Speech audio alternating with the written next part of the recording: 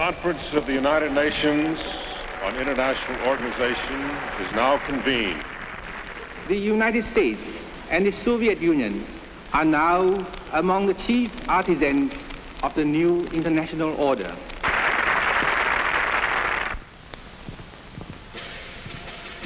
The very word secrecy is repugnant in a free and open society. Memorandum, dated 19th of June, 1964. Subject, Soviet research and development in the field of direction and control of human behavior.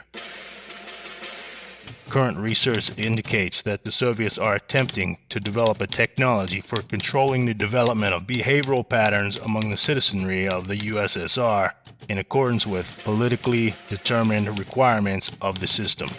And we are, as a people, inherently and historically opposed to secret societies, to secret oaths, and to secret proceedings. Shortly before his assassination, JFK had been warning about a system operating from the shadows. And there is very grave danger that an announced need for increased security will be seized upon by those anxious to expand its meaning to the very limits of official censorship and concealment. That I do not intend to permit to the extent that it's in my control. Repeating, President Kennedy has been shot by a would-be assassin in Dallas, Texas. Stay tuned to CBS News for further details. It takes more than an instant to make a real cup of coffee. Furthermore, the same technology can be applied to more sophisticated approaches to the coding of information for transmittal to the population targets in the battle for the minds of men. We must guard against the military-industrial complex. Now, in this experiment, this is the apparatus we use. Changes in behavior, changes in mental attitude. The transmitter changes the message into the signal. Did you ever consider what would have happened if any of these substances were given to, say, unwitting people? Research has become central, or by, or at the direction of the federal government. You know, up to now, I kept thinking that everything science did was good. Now I'm not so sure. We must also be alert to the equal and opposite danger that public policy could become the captive of a scientific, technological elite.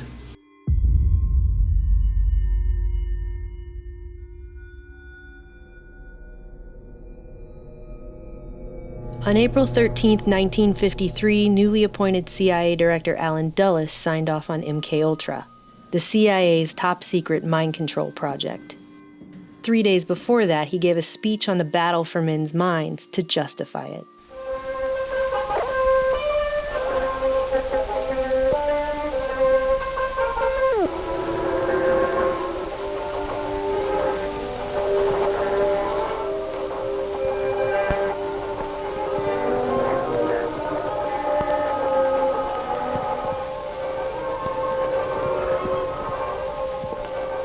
For Dulles, it was a missive into a newly declared battle for the minds of men, and would come just weeks after he became CIA director, as a countermeasure to Soviet, quote, brainwashing.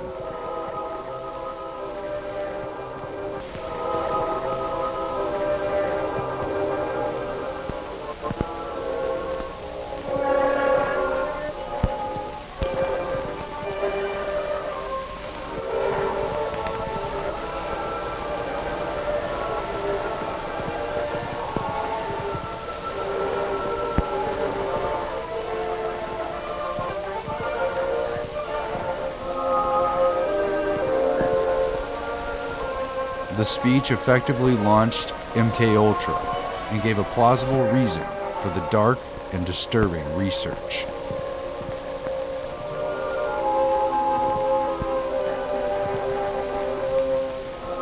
Dulles would sign the memo, creating the CIA's most notorious secret research project just 3 days later, and ironically only a few weeks after the death of Stalin, who had ruled Soviet Russia for 25 years with an iron fist.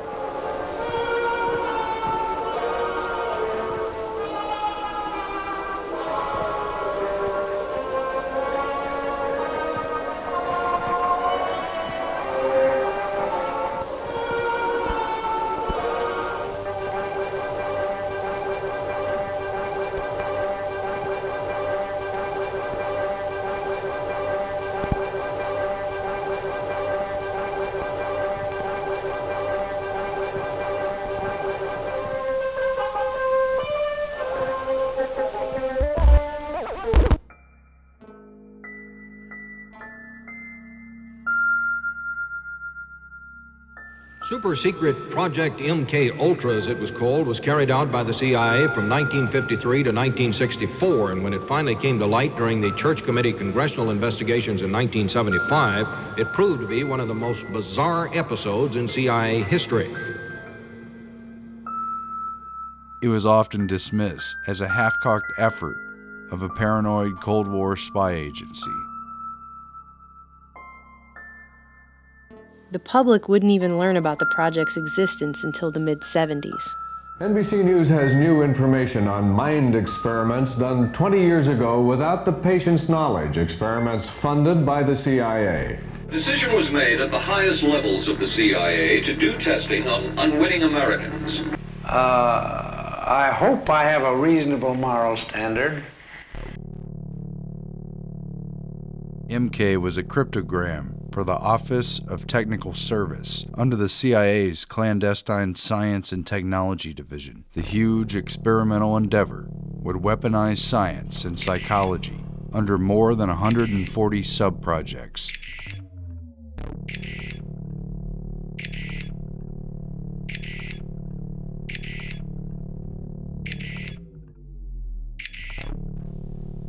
But it was really about controlling human beings, both individually and en masse, in every way researchers could dream of.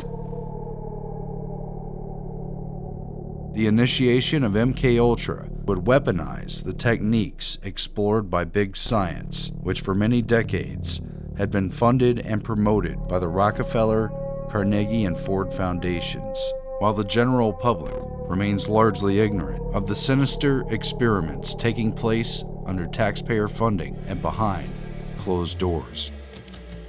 Soviet research on the pharmacological agents producing behavioral effects has consistently lagged about 5 years behind Western research.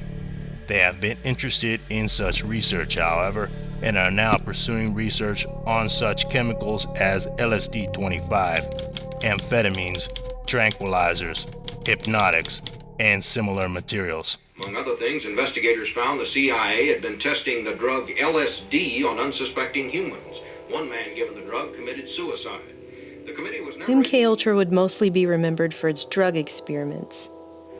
I'm going to give you this cup that contains lysergic acid 100 microgram. Will you drink it? That's acid.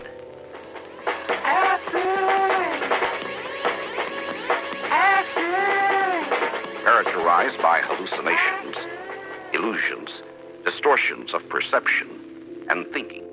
John Gittinger, recently retired chief psychologist for the CIA. We could disable a whole city by putting a very small amount in a water supply. Everything from prostitution studies to poisons to top secret weapons like the heart attack gun grabbed headlines with sensational accounts of the CIA's sketchy techniques. Have you brought with you some of those devices which would have enabled the CIA to use this poison for, we have indeed, for killing people? Good evening. The White House disclosed today that the CIA's drug testing program on unsuspecting Americans had been more extensive than the agency had admitted. CIA secretly funneled money through scores of research foundations, colleges, hospitals, and clinics including a $375,000 grant through the Geschichter Research Fund here in Washington. The complex and compartmentalized management of such a large project, through front groups and with the participation of countless agencies and institutions to carry out secret research, should be a testament to just how sophisticated and shadowy government science had become. There are names of doctors, there are names of officials, there are names of former and present CIA officials who were involved, names of hospitals, and depending on how you treat it, it could be sensational. Dr. Sidney Gottlieb, the man in the center, was the CIA's chief chemist and in charge of Project MK-Ultra. Gottlieb, chief of the Technical Services Staff Chemical Division who signed off on each MK-Ultra sub-project, was given complete immunity in exchange for his testimony before Congress. In a recent deposition, Gottlieb conceded the CIA was interested in retrograde amnesia, or blanking out a period of time in a person's memory. Ultra involved hundreds of different drugs and substances, hypnosis, narco-hypnosis, sleep and sensory deprivation, and other behavior modification therapies. This information indicates the CIA was interested in learning how to erase memory. They are former patients, part of a CIA-funded experiment, MK-Ultra. I've heard that it was the most brutal program under MK-Ultra. Felt like they had complete control over me.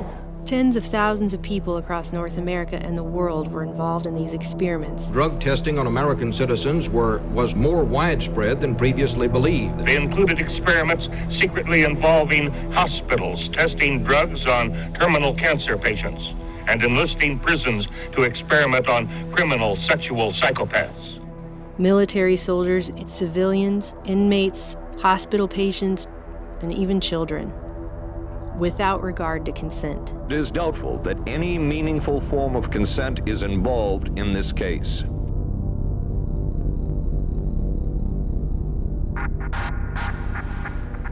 Virtually no aspect of potential control of human beings went untested. The work was done by the late Dr. Ewan Cameron. It involved extensive use of potentially dangerous drugs, excessive electric shock treatment, and endless tape-recorded messages to sleeping patients. Dr. Cameron wanted to erase, rewrite, and program the mind and the person with all new thoughts and behaviors. And he used CIA and Rockefeller Foundation funding to do it. Cameron wrote, "This was the way to make direct, controlled changes in personality." Is that what you were interested in?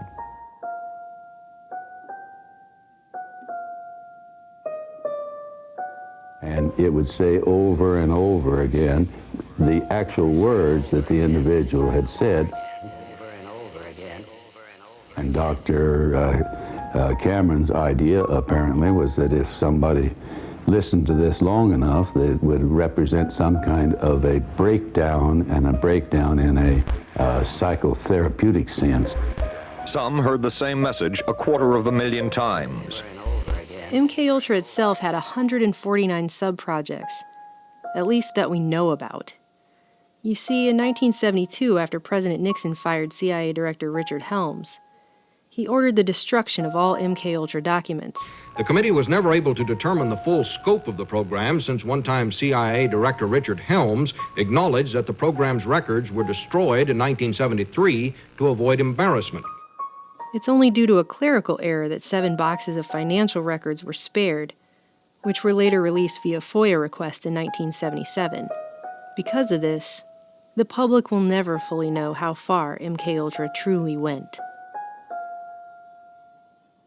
As this 1952 CIA memo says, the aim is controlling an individual to the point where he will do our bidding against his will, and even against such fundamental laws of nature as self-preservation.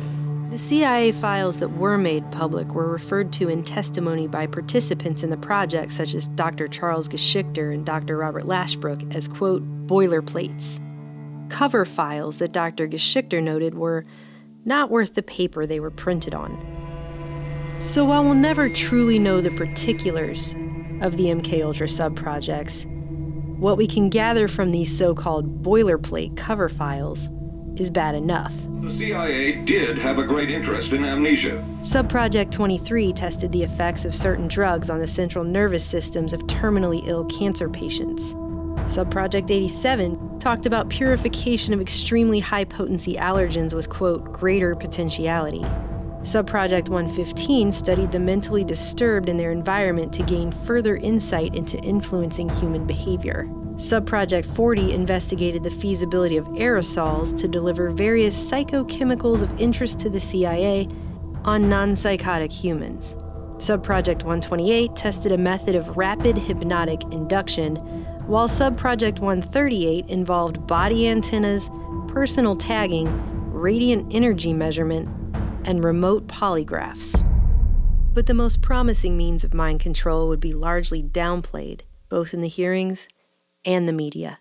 Dr. McNulty says he finds it despicable for a democracy not to ask an institution if they want to be involved in such an activity. Perhaps, he added, the plus of a democracy is eventually we learn about everything. Not everything. At no time has the CIA engaged in any political activity or any intelligence activity that was not approved at the highest level.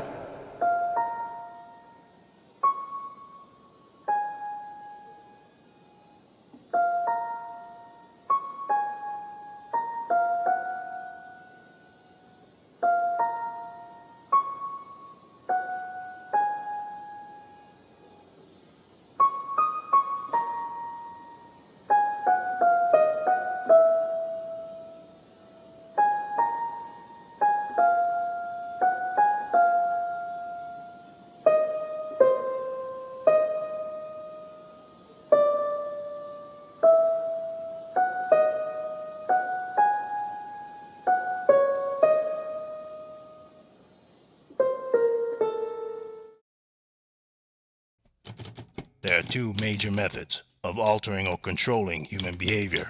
The first is psychological, the second, pharmacological. Neither method would be very effective for single individuals on a long-term basis. No trial, no jail time, no explanation beyond the CIA's need to create Manchurian candidates. Raymond, Yes, ma'am. do you see the Red Queen? Yes, ma'am. Now here's what I want you to do. Key players given immunity, and the main bad guy, Ewan Cameron, vilified in the press. Pretty convenient to scapegoat him since he died a mysterious and untimely death hiking in the Adirondacks in 1967. Even the newspapers couldn't agree on whether it was a heart attack or an accident.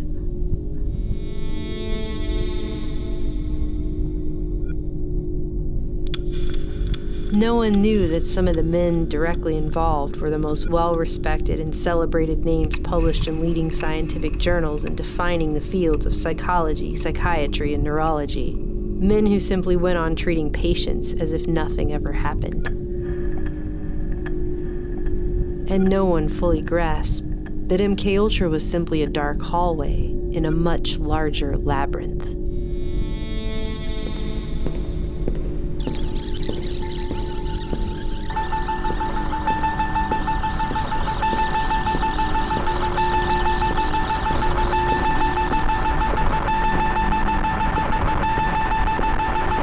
Ewan Cameron didn't work in a vacuum. Alan Dulles and Ewan Cameron were acquaintances who crossed paths in their OSS days as psychology increasingly affected warfare. Cameron was on the medical panel for Nuremberg and assessed Rudolf Hess after he claimed amnesia. And that the only defect from which he is suffering is forgetfulness about what happened before he flew to England. The Rockefeller Foundation had provided more than $150,000 to establish McGill's new psychiatry department, which Cameron would head at the newly created Allen Memorial Institute, built inside of Canadian shipping magnate Sir Hugh Allen's Ravenscrag Castle, the most historically elite building in Montreal. Cameron would draw from his distinguished colleagues at McGill. Using sensory deprivation, electroshock treatment, deep sleep therapy, and tape loops to erase memories and break down personalities. In a paper published in the 1956 American Journal of Psychiatry, Cameron referred to the technique he called psychic driving as, quote, analogous to the breakdown of the individual under continuous interrogation. Seeking recognition, Cameron hoped to earn a Nobel Prize for automating psychiatry. Only 3 sources were cited in his work, the first being himself and another being Donald Hebb. With the influence of his connections, Cameron rose to prominence, becoming the president of the Canadian, American, and World Psychiatric Associations, along with numerous other influential groups. He was widely acknowledged as a leader in the entire field, until he wasn't.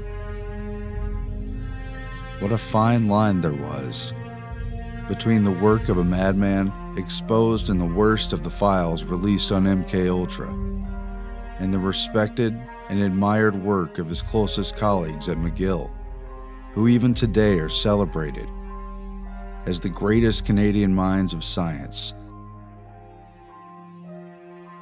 But you and Cameron didn't work in a vacuum.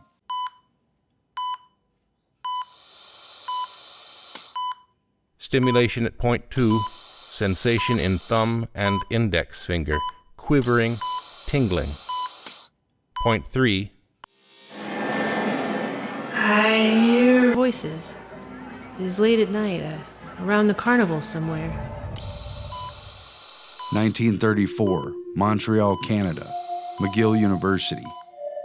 Dr. Wilder Penfield had already mapped out much of the cerebral cortex by placing electrodes on the brains of his epileptic patients. Point 4. Some sort of traveling circus. I just saw lots of big wagons that they used to haul animals in. The Rockefeller Foundation spent more than $1.25 million to create McGill's Montreal Neurological Institute and recruited Penfield to head it after ruling out basing his controversial research in New York. The medical ethics differed slightly in Canada, and reforms of the 1930s emphasized the character and reputation of doctors over any legal burden on their conduct. To satisfy this, Dr. Penfield conducted, quote, treatments of last resort on only the most serious of epileptic patients. During my life as a brain surgeon, it has been necessary to operate on a good many men and women, a good many hundreds, and to expose the brain under local anesthesia with the patient conscious. While simultaneously undergoing a study of the brain to make the price of open brain surgery worth it. If I stimulate again, a little lower down. That pencil-like instrument in his hand is an electrode. Each time he applies it to the patient's brain, a weak electric current stimulates that part of the brain. Point 7. Movement of the tongue. Point 8. Yes, I heard voices down along the river somewhere. A man's voice and a woman's voice calling. Nearly 2 decades earlier, Wilder Penfield had become Sir Sherrington's most distinguished pupil. Penfield trained at Oxford under a Rhodes Scholarship, who were known for recruiting top American students to become elite agents of global influence in their fields. It was Sherrington who introduced Penfield to neurology, and Penfield dedicated all his books to his mentor. Real legacy stuff. Point 11. I think I saw the river. One I was visiting when I was a child. This was experience from his earlier life. It has faded from his recollective memory. He claims in this way that he avoided outright experimentation. These are not experiments. Though few other labels could truthfully be put on his probings.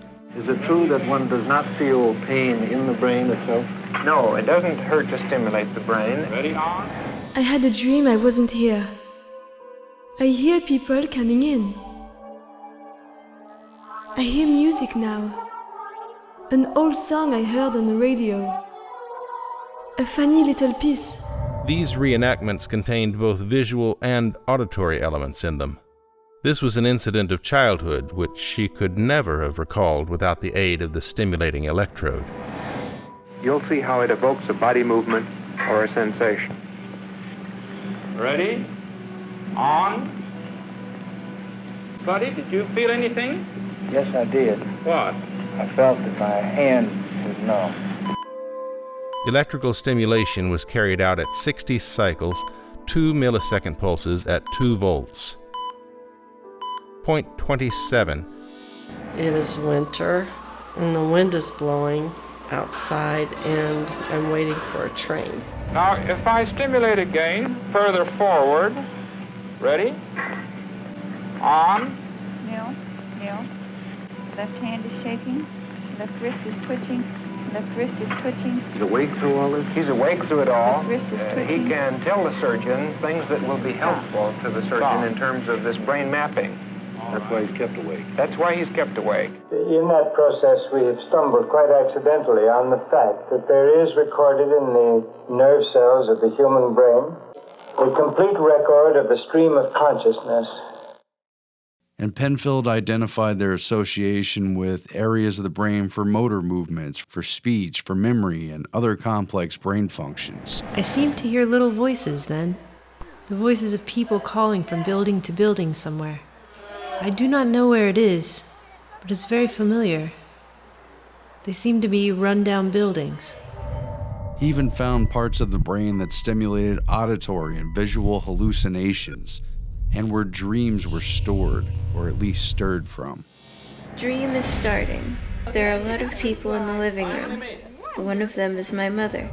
It is a useful, practical procedure to stimulate the cortex electrically. The electrode recalled the smell of burnt toast in the woman's mind, which had seared into her memory during a key seizure. Dr. Penfield, I smell burnt toast. For this moment, Penfield was later dubbed the greatest living Canadian, even though he was American by birth and he only later took citizenship. The Canadian government even made a commercial about this scene to celebrate his life. We just called him the greatest Canadian alive. Penfield destroyed the associated part of the brain and she was, quote, cured. But not all patients were so lucky. A patient referred to as DT became speechless during the removal of a large portion of the dominant side of his brain and died of pneumonia a week later, withdrawn and unable to speak. Despite the deliberate destruction of the man's brain, Penfield somberly noted that the autopsy showed no obvious cause of the speechlessness or of his death. For Penfield, these risky experimental surgeries were worth it. He was creating what was known as the homunculus, a veritable map for the outer cortex, and a code towards understanding the inner workings of the brain. Under Penfield, McGill became a gravity, a central focal point for future research to orbit around. Not so much for the cure of brain diseases like epilepsy, though that too would move forward, but in the quiet conspiracy of brain doctors and their patrons who would become determined to identify the buttons of the brain and push them for shadowy agencies of the government. In the trenches of neurophysiological control was Donald Olding Hebb, a Canadian who started at McGill in education, left finding influence in experimental psychologist behaviorist Carl Lashley. Hebb returned to McGill in 1937 under a Rockefeller Fellowship to work with Dr. Penfield. Penfield's homunculus provided Hebb with a map to behavior inside the functions of the brain. By the time he published his seminal 1949 work, The Organization of Behavior, he'd spent more than a decade and a half studying learning. Learning in the neurological sense of actions in the brain, and learning in the sense of conditioned behavior. The brain, a pulpy mass of cells and fibers. Bonding, imprinting, and early experiences had a huge influence in the development of personality and could be used to predict future behavior as well. We have to learn through our own past behavior the significance of the impressions our sense organs bring to us. And if it were true in primates and other higher animals, it may also be true in humans. Donald Hebb was placed at the head of McGill's psychology department. The work at McGill provided a new blueprint for conquerors of the mind to follow, and the military and national security agencies wasted no time in seizing upon its dark potential. In June 1951, a clandestine meeting on MKUltra precursor projects Bluebird and Artichoke was convened at the Ritz-Carlton Hotel in Montreal to coordinate what else? Mind control research. Professor Donald Hebb, who had been secretly placed at the head of behavioral research for Canada's Defense Research Board, was a key participant, along with 2 Americans identified in meeting notes simply as CIA. Dr. Hebb provided an approach to the military application of confessions, interrogations, and the use of psychological coercion to change one's beliefs and values that was based around sensory deprivation, the simplest path to intervention in an individual mind. Hebb proposed that, quote, cutting off all sensory stimulation, the individual could be led into a situation whereby ideas, etc. might be implanted, that a mind plucked from reality through shutting off the senses could be easily softened, remolded, or even shattered. The psychological aspects of behavior control would include not only conditioning by repetition and training, but such things as hypnosis, deprivation, isolation, manipulation of guilt feelings, subtle or overt threats, social pressure, and so on.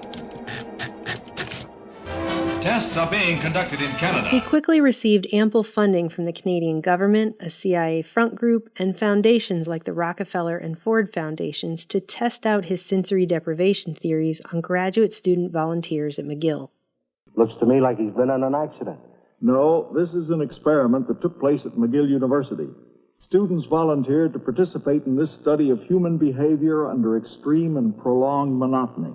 They were isolated and immobilized in a small lit cubicle, their arms placed in large cardboard tubes up to the fingertips, with light diffusing goggles placed over their eyes. The little rooms were soundproof except for constant white noise generated by a small air conditioner. These conditions continued 24 hours a day, even at mealtimes. It didn't take long for the subjects in Hebb's black box to break down. With Hebb writing of one man, the subject's very identity had begun to disintegrate. The extreme sensory deprivation of Hebb's experiment proved blatantly devastating. Few of the volunteers could take it for more than 2 or 3 days. It was impossible for most of these students to take it for more than 24 or 48 hours. At least 4 participants in Hebb's experiment openly referred to it as torture. The monotony from a lack of sensory stimulation amounted to much more than mere boredom. It unveiled a mind that lost complete touch with reality when it fell out of contact with it. The psychologist D.O. Hebb and his associates who conducted these experiments found that deprived of ordinary, everyday sensory experiences, the subjects began to lose touch with reality. Dr. Hebb discovered a clear threshold at which a man's mind, any mind, would break down within a matter of days. Many participants hallucinated within just 48 hours. Those who stuck it out began to see things, hear things. Some felt their heads had become disconnected from their body. Others felt they had 2 bodies. One claimed he saw purposeful squirrels marching with sacks over their shoulders, while another claimed he'd been attacked by pellets fired from a miniature rocket ship. Hebb and his researchers concluded a changing sensory environment seems essential for human beings, noting that without it, a major breakdown in thought processes akin to a psychotic break could be quickly achieved in just a few simple, inexpensive steps. They had also discovered that a total lack of sensory stimuli made a person highly suggestible, with long-lasting effects. Not only were Hebb and his team able to make their subjects believe in ghosts, poltergeists, and outlandish stories after spending time in sensory deprivation isolation. But even weeks later, many of them retain their fear of the paranormal, often in spite of their previous beliefs. The implications for brainwashing, indoctrination, and re-education were staggering. Although the Canadian government and intelligence agencies had classified Hebb's work, it leaked out through stories from the volunteers, raising questions in Congress in the mid-50s. National Institutes of Health Director Robert Felix testified at a hearing that if you deprive someone of their senses for long enough, they will become totally disoriented in time and space and in their entire thought process. Without external stimuli, one is left in a closed circuit. Thoughts will go round and round and round in an endless loop. When the information is fed back in, and it's the only information available, what else could be the result? But that even nonsense would be a logical conclusion. When isolation is used as a weapon, Dr. Felix made clear,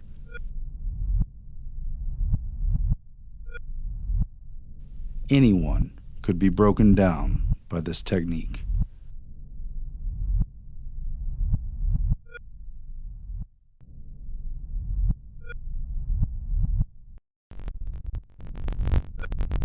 In the coming years, Hebb and Pinfield were surrounded by MKUltra research at the epicenter of McGill neuroscience. The two trained numerous acolytes who would spread their influence in the field across the globe. One of them was Dr. Maitland Baldwin, a protege of Hebb and Pinfield's who also studied removal of the brain at McGill. Baldwin was known for his bizarre monkey experimentation, which involved giving LSD to monkeys after surgically removing portions of their brains. He also transplanted the head of one monkey onto the body of another, that kind of stuff. He not only continued Hebb's sensory deprivation experiments, but pushed them much, much farther, although he admitted that anything beyond 2 days would likely cause irreparable psychological damage, something Baldwin discovered while at the National Institute of Mental Health, when he placed an Army volunteer in a specially designed box and witnessed the man break down into heart-rending sobs before kicking his way out after just 40 hours. Baldwin felt certain that the cruel yet simple technique of sensory deprivation could break anybody.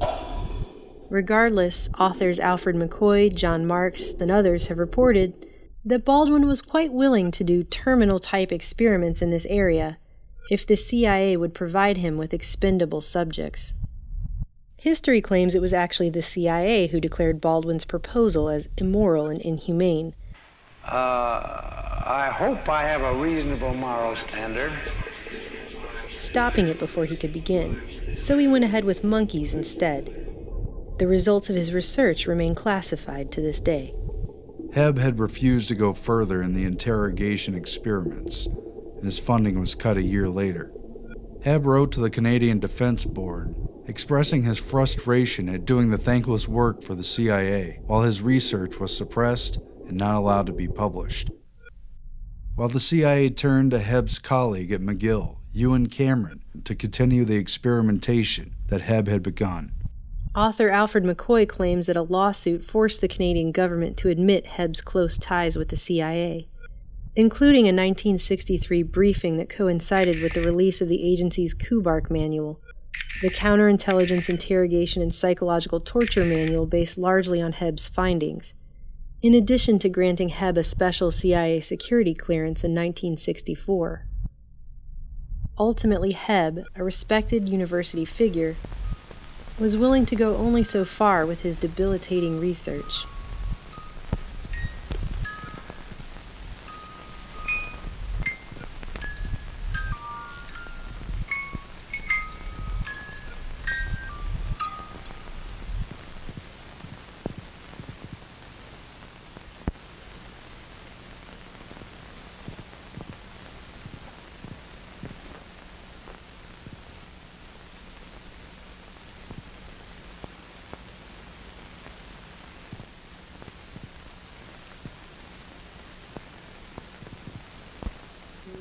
If the CIA was serious about pursuing behavior modification and mind control, then it would need a team of serious investigators to carry out scientific experiments regarding the very mechanisms underlying behavior itself, and thus the mind. And the essential question, is man programmable like a machine? Like a machine? Like a machine? In watching an electronic data processing system in operation, you are struck by how few people are involved. This impression is misleading. There are more people behind the scenes than first meets the eye. During the early 1950s, Dr. Hebb had taken part in the CIA's top-secret Project Bluebird, which aimed to develop techniques to get people to, quote, sing like a bluebird, even against their own will. As experimentation continued, Bluebird quickly evolved into Project Artichoke, which in turn evolved into what would become MKUltra, and subsequent covert projects thereafter. But covert, organized scientific research had already begun years earlier, under the auspices of government committees and private foundations leading up to World War II. Early on, a number of social scientists, psychiatrists, and psychologists were tapped for the Presidential Advisory Committee for National Morale in order to advise the government and military on psychological warfare in anticipation of America's entrance into the war. The Morale Committee conducted in-depth research, much of it classified, into psychological operations and countering enemy propaganda, while ensuring the American public's support for the war through domestic propaganda. The committee also proposed secret research into methods of enhanced interrogation that could be used to make people talk against their will. Channeled through the Office of the Coordinator of Information is what came to be known as the TD, or Truth Drug Project. The Office of the Coordinator of Information would soon merge into the science-based Office of Strategic Services, or OSS, the clandestine wartime precursor to the CIA. These early truth drug experiments would be carried out in secret, but apparently with little success, under the cover that the OSS was attempting to find a cure for shell shock. Some of the newer trends in the USSR are as follows. A. The adoption of a multidisciplinary approach, integrating biological, social, and physical mathematical research in attempts to better understand and eventually to control human behavior in a manner consonant with national plans. But the computer continuously and instantly solves the problem and sends the answer to the guns as train and elevation orders. In May 1942, just a few weeks before the OSS was officially created, a small invitation-only meeting was held on, quote, cerebral inhibition that would change everything. It centered around two topics, hypnosis and the conditioned reflex. The Josiah Macy Jr. Foundation, a private philanthropy tied to the Rockefeller oil empire and later outed as a CIA front during the MKUltra revelations in the 1970s, would host the meeting. Macy's Foundation president and neurologist Frank Fremont Smith, well connected to an inner core of elite scientific operatives, brought together a cross-disciplinary panel of ranking academics deeply meshed within both the scientific agenda of the major private foundations and the wartime intelligence effort to weaponize science in light of technological advances. Off the record, these people would discuss what could be done about the problem. Chairman Warren S. McCullough, a neurophysiologist at the University of Illinois' Neuropsychiatric Institute, who fancied himself an investigative philosopher of the nervous system in relation to human consciousness. Special stress is laid on a competent neurological examination. His cybernetic quest to understand the brain-mind problem would come to be known as second-order cybernetics. Anthropologist Margaret Mead and her husband, social scientist Gregory Bateson, members of the Morale Committee, who would quickly become OSS agents, using foundation and military grants to study cultures at a distance, break down psychology of groups, and design black propaganda. And their upstairs neighbor, Macy's Vice President Lawrence K. Frank, who directed the Rockefeller Foundation Child Development Program and influenced behaviorist changes in public schools that would lead to the federal Head Start program. Physiologist Arturo Rosenbluth of Mexico City, who studied homeostasis and biological organisms under frequent Macy's Foundation collaborator Walter Buchanan.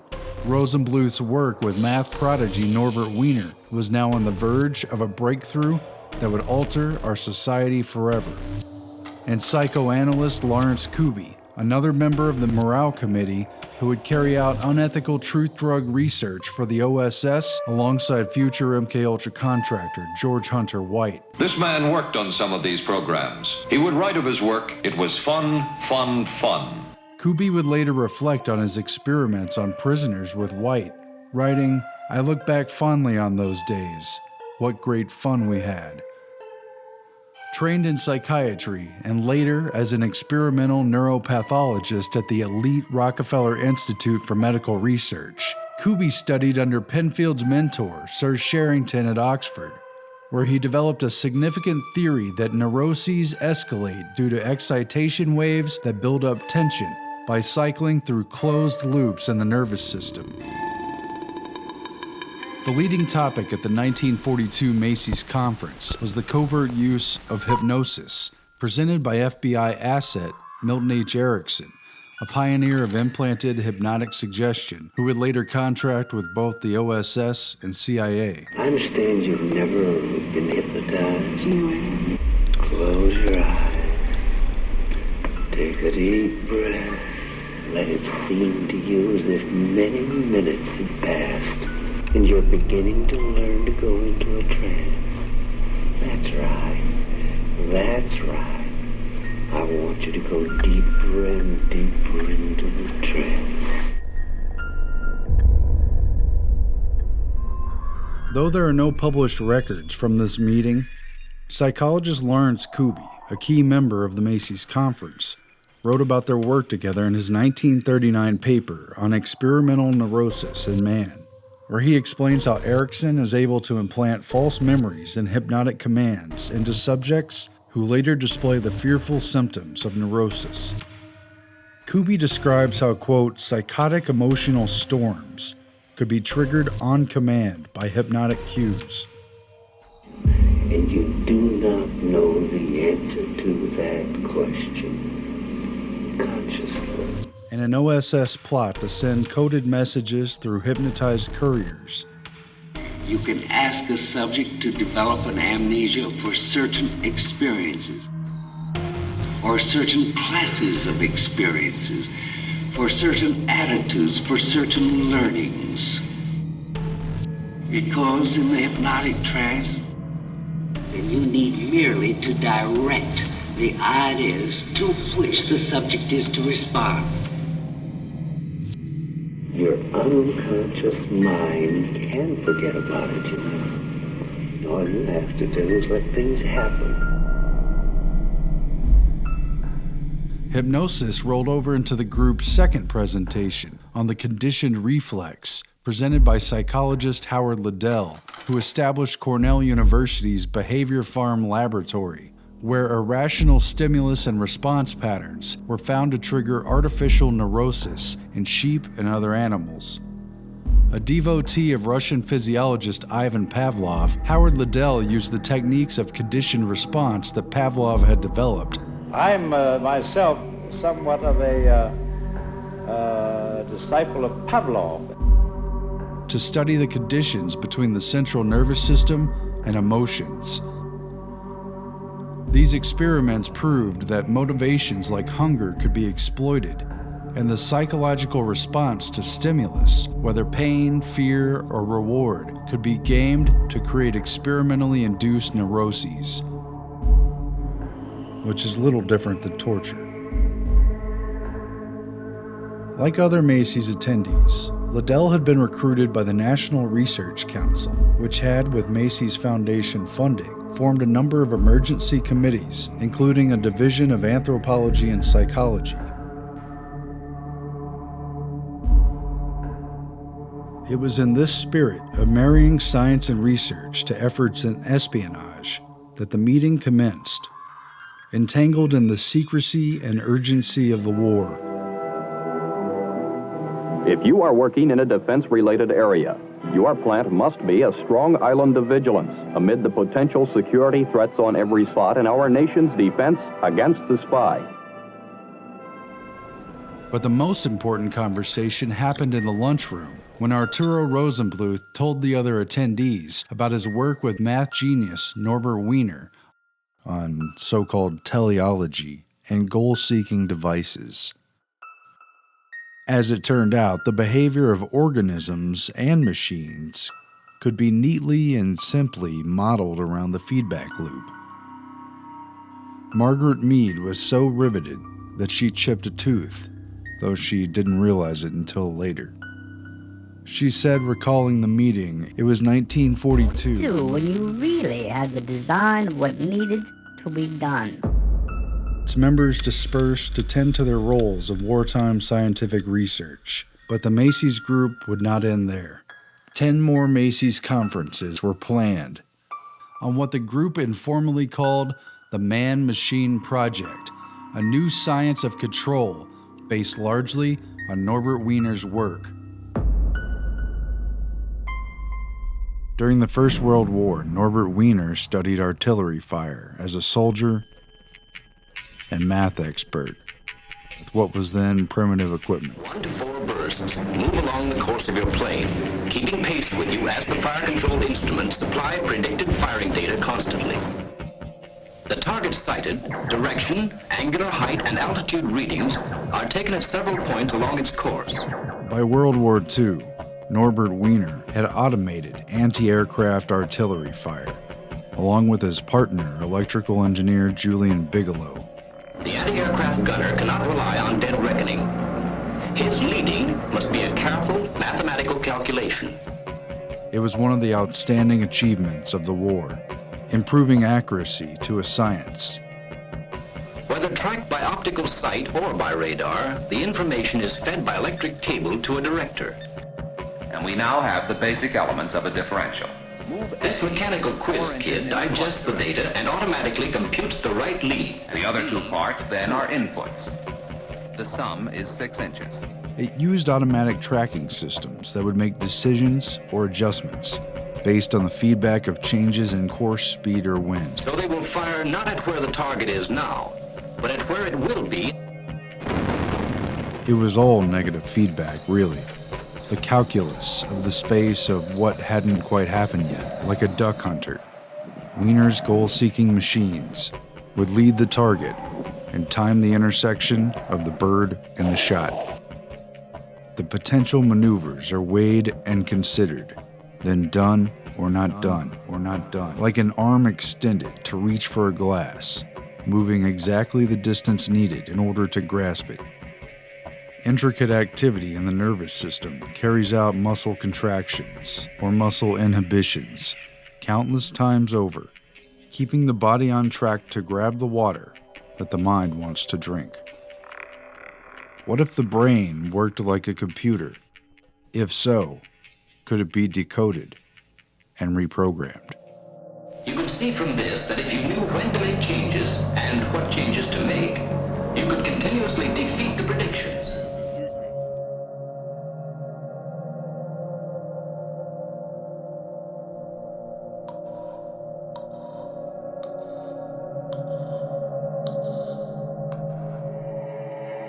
This rotund and notoriously absent-minded genius had constructed a formula for what he termed cybernetics, a phrase he had coined out of the Greek word kybernetes, or steersman.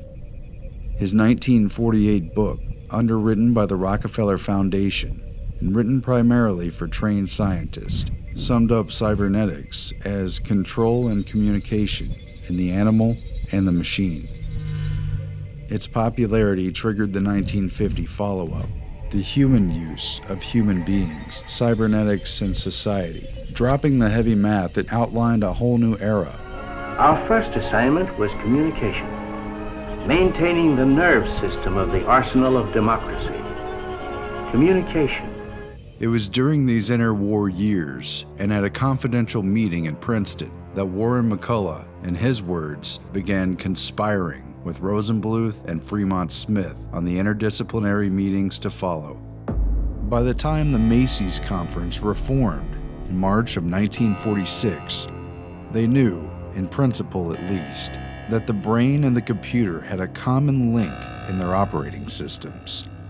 Both work through inputs and outputs, so interface should theoretically be possible. Now, technology from the war had provided a unique opportunity for researching these questions in practical terms. The outstanding feature, in addition to the interdisciplinary approach, is a new concern for mathematical approaches to an understanding of behavior. Particularly notable are attempts to use modern information theory, automata theory, and feedback concepts in interpreting the mechanisms by which the second signal system, i.e., speech and associated phenomena, affect human behavior.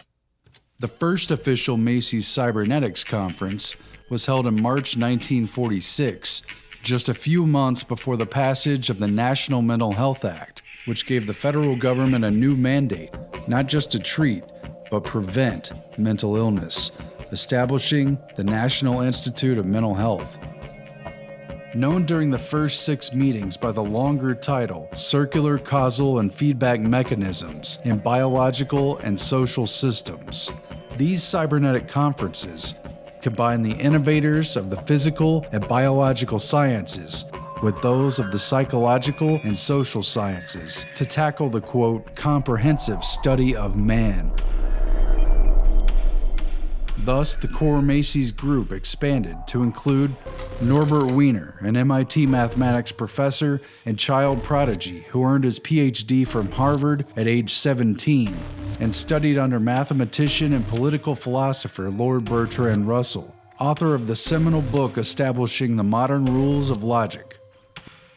John von Neumann, the Hungarian émigré and member of the Manhattan Project, who had become a pioneer of the digital computer, The electronic computer. and who used game theory to analyze Cold War strategic thinking. MIT mathematician Walter Pitts, Mathematics has been called the one universal language of mankind. who was self-taught in logic and co-authored several key papers on brain modeling with Warren McCullough. Raphael Lorente Deneau of the Rockefeller Institute of Medical Research, who had obsessively chronicled the action potentials of neurons and noted their compatibility with electronic and digital systems. German émigré and Gestalt psychologist Heinrich Kluwer, who studied visual perception, hallucinations, and mescaline as an experimental physiological psychologist, and was best known for Kluver-Bucy syndrome, a cognitive impairment triggered by surgically created brain lesions. German refugee and Gestalt psychologist Kurt Lewin, an OSS agent and director of MIT's Center for Group Dynamics, who was closely associated with the Frankfurt School and Tavistock Institute. Editor of the Macy's Conferences, second-order cybernetician Heinz von Forester ran the Pentagon-funded Biological Computer Laboratory at the University of Illinois. Born in Vienna and part of the infamous Vienna Circle, von Forester studied physics and conducted radar experiments for the Nazis and subsequently the Allied occupation. McCullough arranged for his academic position, permanent stay, and invitation to the Macy's Conference in 1949 after reading his work on the molecular basis of memory as a function of quantum mechanics. Along with these key participants were about a dozen other core members, as well as a handful of invited guests drawn from key positions of expertise. Macy's guests included OSS and CIA asset psychiatrist Harold Abramson, who worked on top-secret chemical warfare projects at Fort Detrick, some of which were co-sponsored by the Macy's Foundation itself, and who would run multiple MKUltra projects involving LSD experimentation. Dr. Abramson is also known for introducing LSD to many of the Macy's conference attendees, including Macy's president Frank Fremont Smith and Gregory Bateson. That's acid. The attendees gathered together for 2 days at the Beekman Hotel, today a white-glove luxury condominium on the Upper East Side of Manhattan. The posh neighborhood may have seemed like an unlikely location, but not only was it next door to the Macy's Foundation, it was also just a few blocks away from the Council on Foreign Relations, which Allen Dulles had led for decades, and from the Rockefeller Institute for Medical Research and Cornell Medical College, where Project MKUltra research funds were channeled into the Human Ecology Fund. Rather than be based out of Washington, D.C., the wartime OSS operated out of its headquarters in room 3603 of Rockefeller Center, working side by side with Britain's MI6 and in the same building as the Rockefeller Foundation. This machine has stored program, and that is the thing which makes the computer revolution possible. John von Neumann took the stage to update everyone on the progress of the digital computer during the war. The immense strides in computer technology that were spurred by von Neumann's work. It was now ready for the next stage of exploitation. The system calls for the key to be either up or down. The code calls for a dot or a dash. Norbert Wiener's cybernetic concept held the key as to what they should do with the digital computers they had developed. The method and the signal are such that they must be fed to the transmitter in a series of positive decisions. It fused together the working principles of the biological organism, looping systems that maintained equilibrium. Its maintenance is automatic and seeks to balance any disturbances. Wiener, Rosenbluth, and Bigelow presented the ideas of their paper, Behavior, Teleology, and Purpose. It was written in 1943, but couldn't be published until 1947 due to secrecy. They had a universal mechanism to create goal-seeking behavior that made machines and even people basically programmable.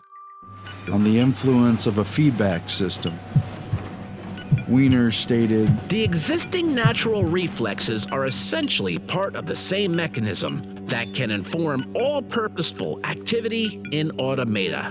One need merely supply a circuit with receptors and effectors. Then they become goal-seeking devices." Conference Chairman Warren McCullough had taken things a step further, showing how the operation of the human brain can be represented by on and off electric switching devices.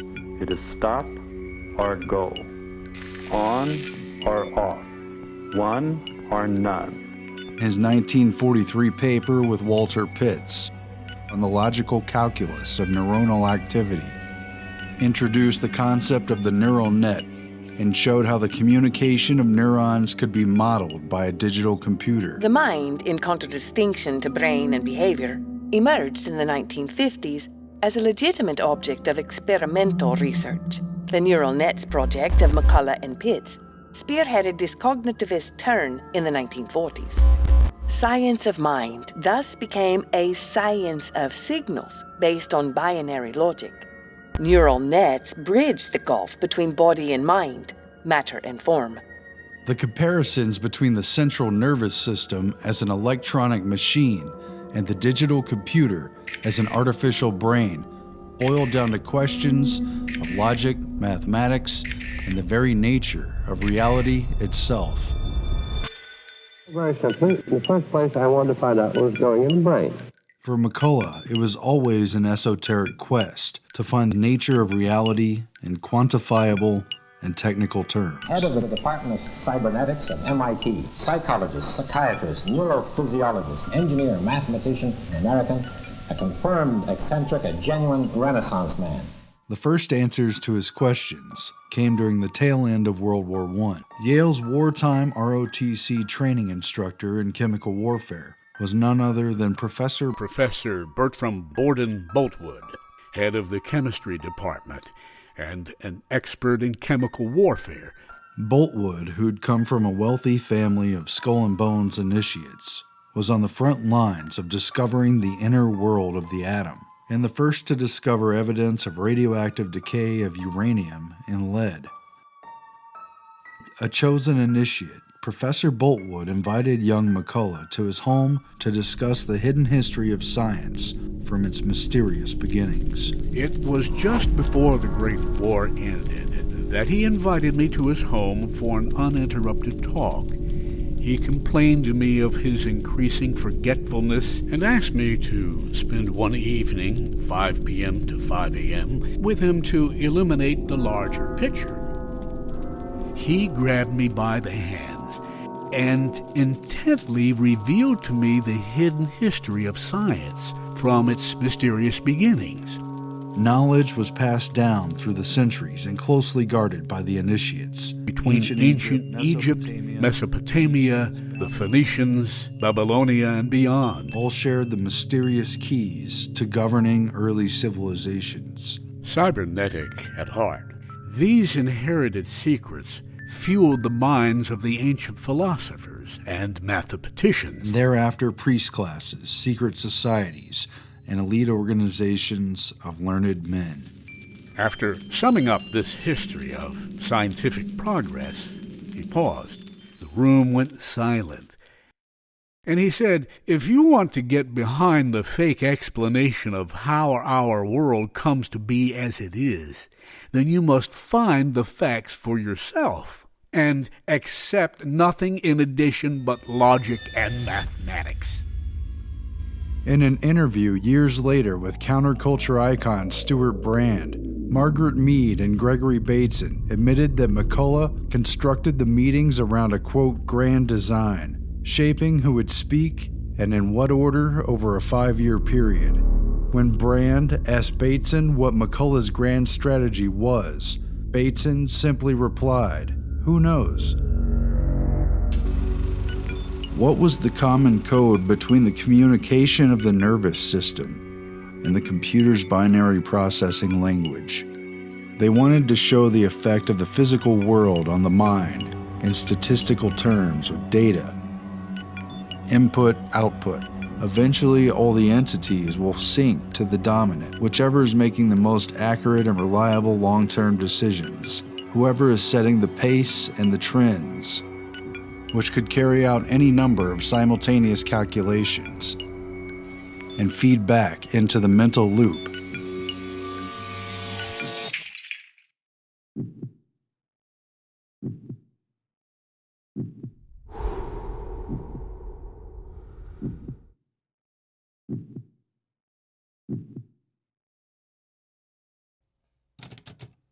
Implied by this research was the hope for a technology for controlling behavior via the second signal system, using information inputs as causative agents rather than chemical agents, electrodes, or other more exotic techniques applicable perhaps to individuals rather than groups.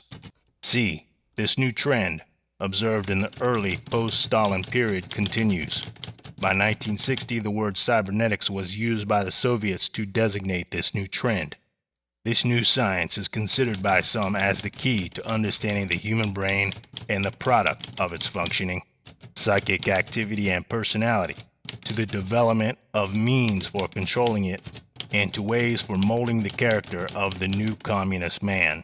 The airborne computer is no longer a theory, nor an experiment. It's a fact. Tested, functioning, practical, and restricted. It has gone into production under the label brain. Macy's was meshing the power of language, communication, and the symbolic exchange of information with the biological modes of control, sowing seeds in 1,000 directions.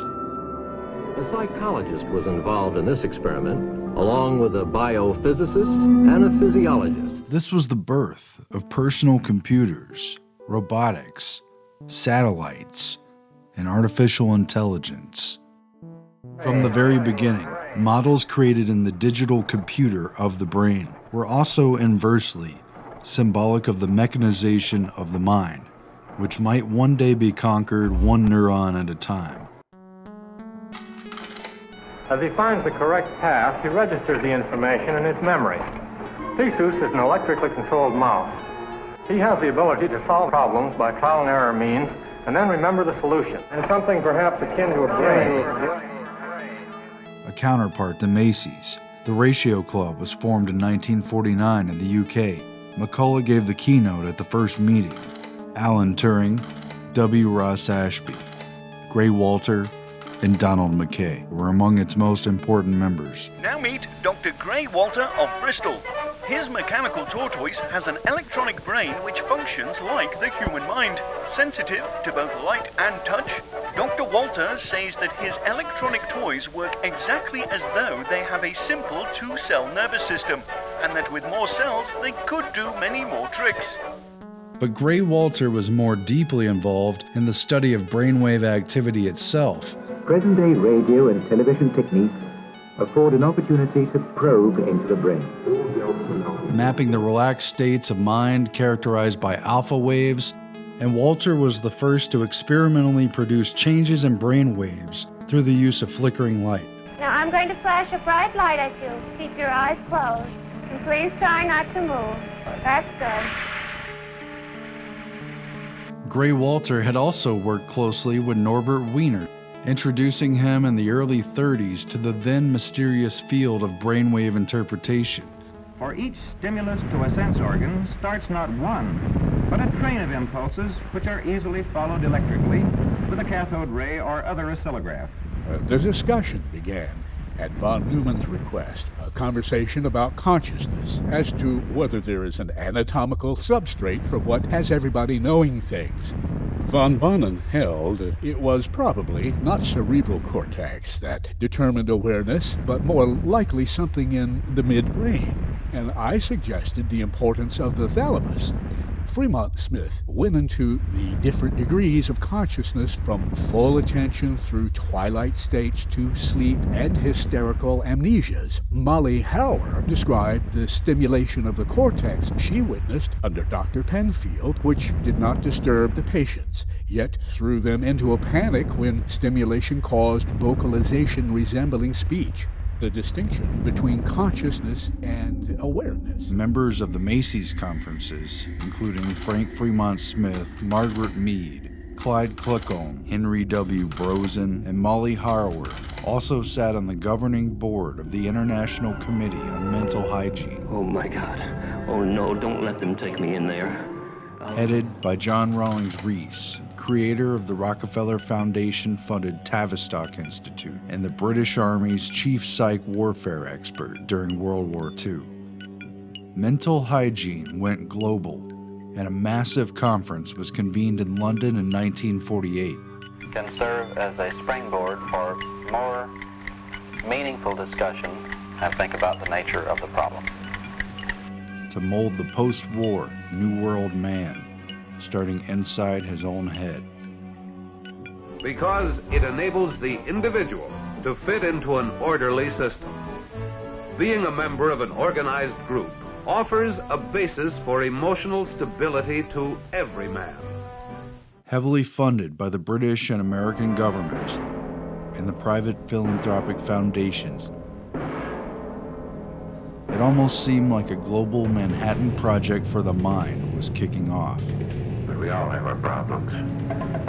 You've got to pull yourself together, and this will all work out all right. It culminated in a report authored by the Cybernetics Conference members, Lawrence Frank and Margaret Mead, and was titled Mental Health and World Citizenship, which focused on the modifiability of man and all of his social institutions. They come from all sorts of homes, these patients, all kinds of backgrounds. But somewhere along the line, life became too much for them. Political, economic, legal, and religious. His family, his school, and his workplace. How wrong I was. Or no, not wrong, sick. And now that I'm well again, I can't help feeling just a little sad, the way you always do. In order to influence and change the world's behavior, one human being at a time.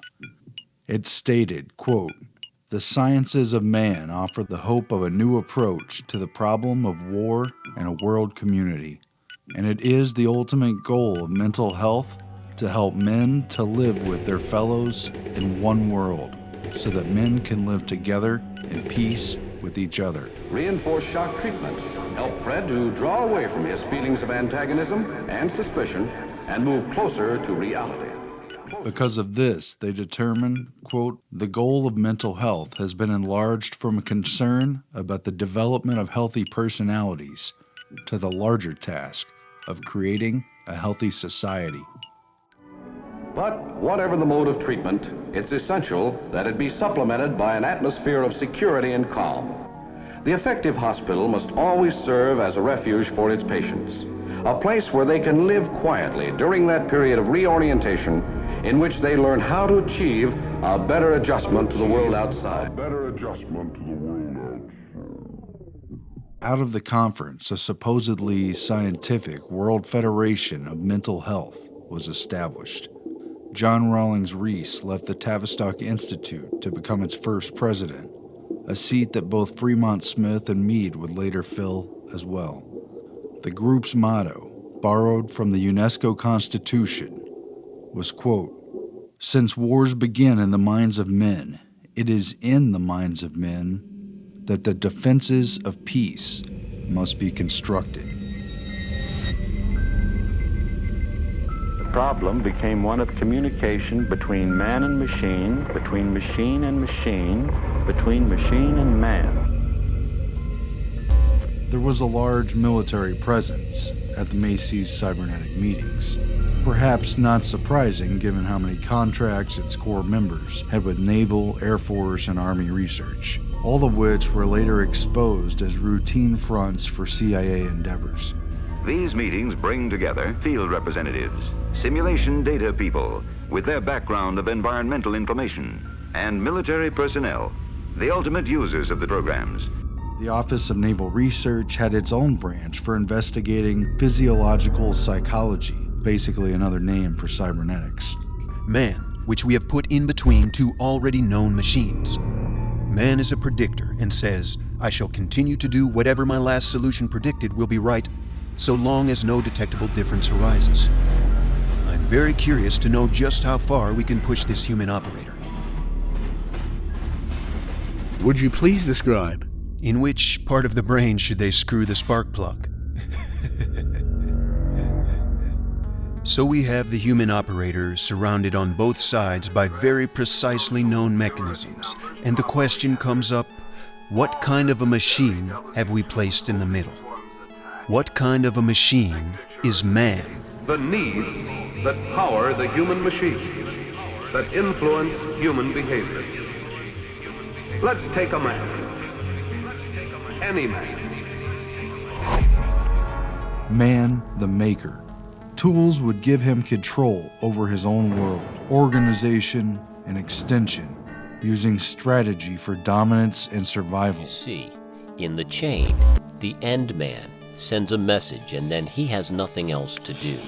He merely waits for the answer to come back. Man splits into groups, tribes, cults of information, and behavior propagated through rituals. The number of messages sent, of course, correlates highly with where you are in the group. Clusters of knowledge, careful note of mysteries and breakthroughs, spilling forth in useful language, not open source, but guarded secrets of power. If we play this game on paper, we get almost exactly the operation one gets with an actual group. The modification of the synapse. Neurons that fire together, wire together. Hebb proved that. I would like to follow that remark. When we were talking this morning, von Neumann was saying that the brain could not be an analog calculating machine, but must be a digital one. A machine with an analogic part and a digital part.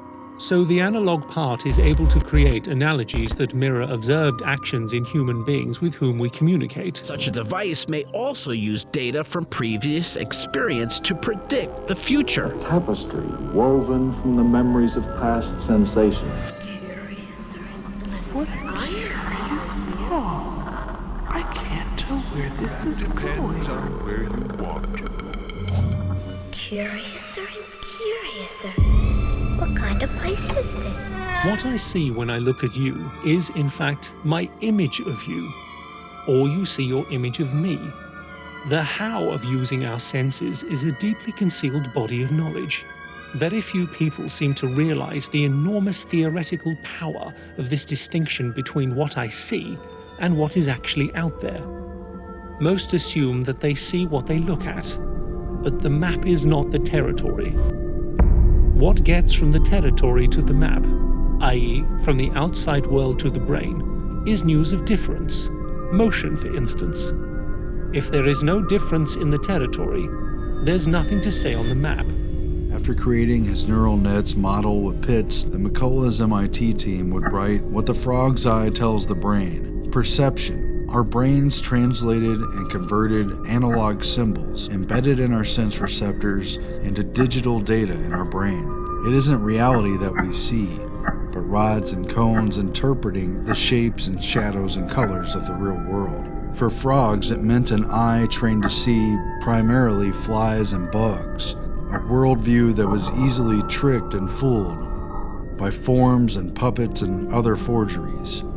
Human senses were tricked by many things in the labs, along with practically every other animal species that had been tested. Why do the two heads seem to change size? Answer: the windows are distorted. Plato's famous allegory of the cave. Reality is nothing more than shadow puppets projected on the cave walls. It goes all the way around. It's an optical illusion. But even though you tell me, my eyes still won't believe it. When you run circles around the military's technologically driven future, the nerves of the Army and Navy and Air Force, the communication networks of signals and intercepts of planes, tanks, boats, missiles, and torpedoes, when you run circles around the whole of human society and its various cycles of influence and modification, and when you run circles around the individual, circles around the problem of the machine and man himself. And once you go around and around the problem of feedback and the cycles of behavior, the responses of Pavlovian conditioning, perception, and reality, in the end, the whole of man can be controlled through his dependence on his environment.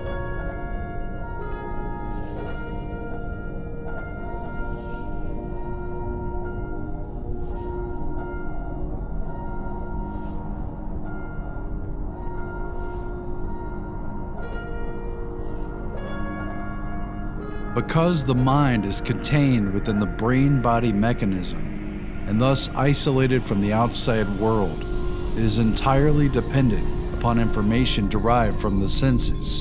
In other words, the mind is already contained within a natural matrix.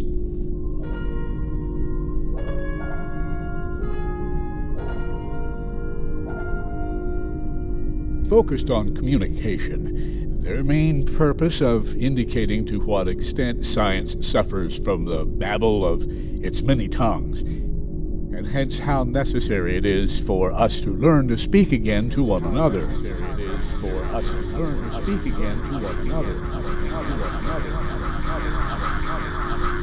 The transmitter previously feedback systems must operate message, channel, see its function, see on-off knowledge of electrical impulse transmitted constant feedback information back into the message and delivered to the destination. Many of the cybernetics members were now talking literally about constructing an artificial matrix. A matrix is supposed to give birth, not receive. And yet what I want to talk about is very definitely the birth of a matrix. The matrix has been a growing thing, getting more and more complex, wider and wider in its scope, and, I believe, more and more fertile as time has gone on. Pattern comes from pater, the father, a stamp. Then the papa is making again and again children of himself. What is a complementary to pattern? It's a matrix. Look at the matrix which embeds. Yes. So everything is sitting in one big thing embedded in a matrix.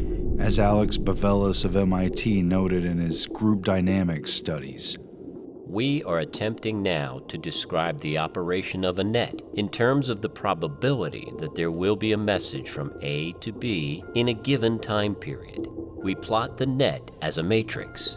We put ones where there is a link, and zeros where there is no direct link.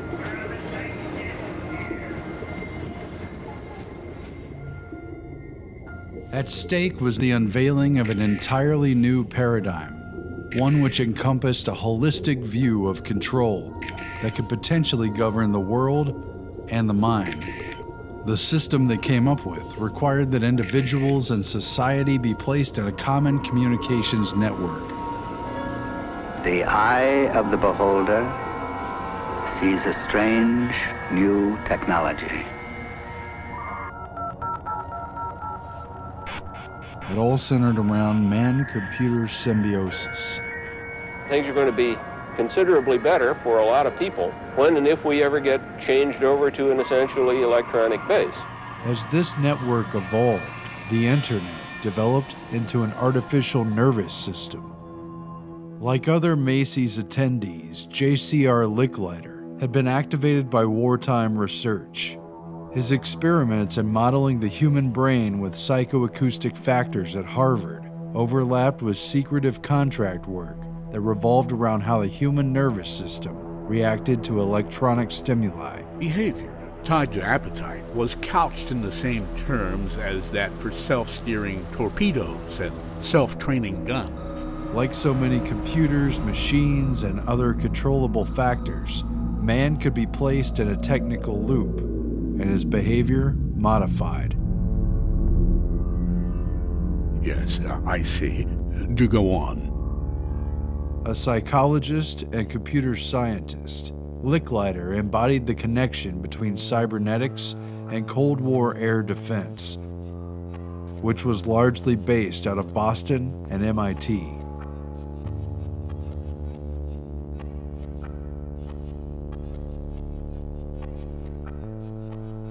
His presence at the 1950 Macy's Cybernetic meeting coincided with his move to MIT and the start of a pivotal but shadowy role in creating the militarized MIT Lincoln Laboratory, the SAGE radar network, and the DEW line, or Distant Early Warning Missile Defense System.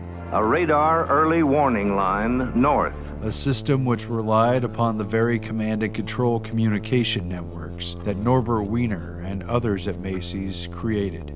Ultimately, the nerves of the nation's defense were designed to operate like the human nervous system. And so, Headquarters, United States Air Force, arrived at a command and control concept with data processing as its nerve center. Its basic function, to extend the useful capacity of man's brain.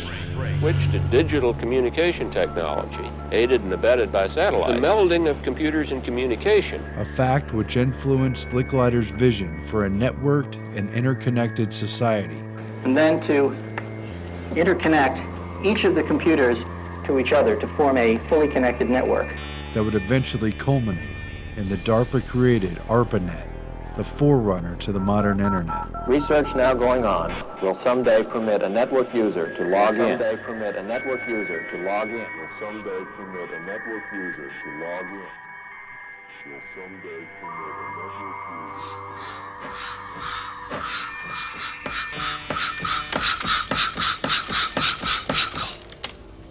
The important thing to realize about systems is how they are controlled. And we must get rid of any notion straight away that control is something imposed on the system from outside. It has to be built into it. Let's see how the mechanism works. You see it lifting here, transmitting the message along here, lifting that cam up here, and then shutting off a valve there. That is built into the system. It's called feedback, and feedback is ubiquitous in control systems. At this point, we realize that reality itself is not a fixed thing, as our nervous systems interpret the symbols and signals of familiar patterns and changes, continuously revising our image of the world. Thus, an artificial matrix is inherent, indeed unavoidable. These systems which are minds are circuits of cause and effect. They are cybernetic systems. For me, the system is man and environment. Man sought to control his own kind by way of understanding what governed his actions starting with the neuron, base unit of mind-body communication. What is cybernetics? A railway train needs no steering gear. The forces required to correct for the buffetings of wind and way are supplied automatically by sideways reaction of the rails against the wheel flanges. A ship, lacking such implicit means of guidance, requires a helm, normally controlled by a helmsman. The Latin for helmsman is jubinator. The Greek, kybernetes. From the first comes our word cybernetics, la cybernetique, to denote the science of government. In the end, cybernetic modification of the human being makes information and its communication the key to control, making reality itself malleable, and our interaction with the technology at hand has created its own feedback derived from our interpreted reality. The world about us is accessible only through a nervous system, and that our information concerning it is confined to what limited information the nervous system can transmit. As this technology captures, measures, and analyzes the world around us, man is programmed and reprogrammed through continuous updates provided by this intermediary. And conditioning comes with it, along with new reflexes. And, specifically, it is a recursive epistemology, and based upon recursiveness of cycles, returning all the time to bite their own beginnings. Cybernetics programmed in this same base human language, self-reflexive cycles, feedback and adaptation. Our very essence is conflicted with the environment and yet dependent upon interacting within it. Yet the old worm Ouroboros is an odd worm, who conceals not only his recursive nature, but also the implications of recursiveness. The Ouroboros ist das perfekte Symbol für Kybernetik. Ultimately, the underlying natural matrix is supplanted by an artificial one, born with the collective consciousness of mankind's total intent, goals, and purpose. Ultimately, they found that programming was easy enough anyway. The science of cybernetics would reveal to the CIA, or any serious agency making inquiries, that although the mind itself could not be directly controlled, it was in essence malleable due to its reliance upon physical sense data and man's unique ability to comprehend language and to talk. Behavior, then, modified by continuous feedback, was inherent in communication itself. The ultimate question was, who or what would control the signal? Reports from the first 5 of the 10 Macy's Cybernetics conferences were never publicly released. These 10 meetings systematically worked out questions of control that would have to be asked and could only be answered through experimentation, some of which would prove so unethical it could only be carried out under a blanket of national security on a need-to-know basis. The last cybernetics meeting was held April 22, 1953, just 9 days after Alan Dulles signed off on MKUltra. Norbert Wiener lamented, Those of us who have contributed to the new science of cybernetics thus stand in a moral position, which is to say the least not very comfortable. We have contributed to the initiation of a new science which embraces technological developments with great possibilities for good and evil. This was especially so since the computing machine had already reached a point of such complexity that it threatened man's freedom to make individual decisions. We do not have a choice in suppressing these new technological developments. We can only hand it over to the world that exists about us. There are those who hope for the good of a better understanding of man and society that may anticipate and outweigh the incidental contribution we are making to the concentration of power. I am compelled to say that it is a very slight hope.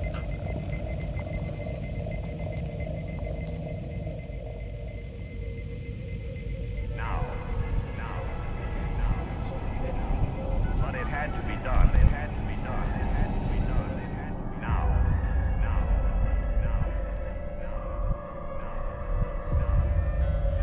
But it had to be done. It had to be done. Now. The speed of military and technological development in our century leaves no margin for guesswork, no time for the leisurely trial and error of yesterday. Cyber evolved beyond the passive reception of one-way signals, as with television. Instead, it required a feedback loop of interaction. Would you advocate a world ruled by scientists and by the super brains? No. We are fit for discovering how the world works. We're not fit for telling other people what to do.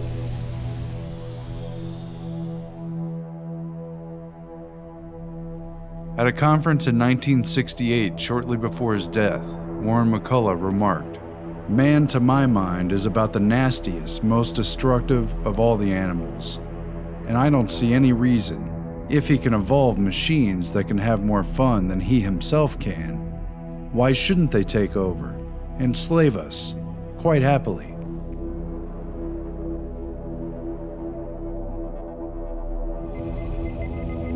We used to argue about whether a computer can think. The answer is no. What thinks is a total circuit, including perhaps a computer, a man, and an environment. If you could control the environment, control the environment, the environment, the environment, the environment, the environment, the environment. All of the circumstances to which the individual must react to the environment in which he lives. Similarly, we may ask whether a brain can think, and again, the answer is no. He has to work by cycles of operation, very much like an ordinary mechanical computer. He does very many complicated things. What thinks is a brain inside a man who is part of a system which includes an environment. If you can get to the man at the switches, if you get to the man at the switches, then you can get to the real man.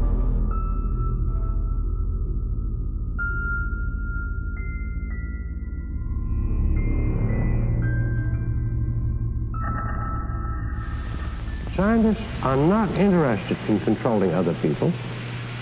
They're interested in finding out how the world really works. Now, look, I'm not even able to run a gang of 20 people, and I've had 50 under me. No. To run the world, no. No scientist is fit for that.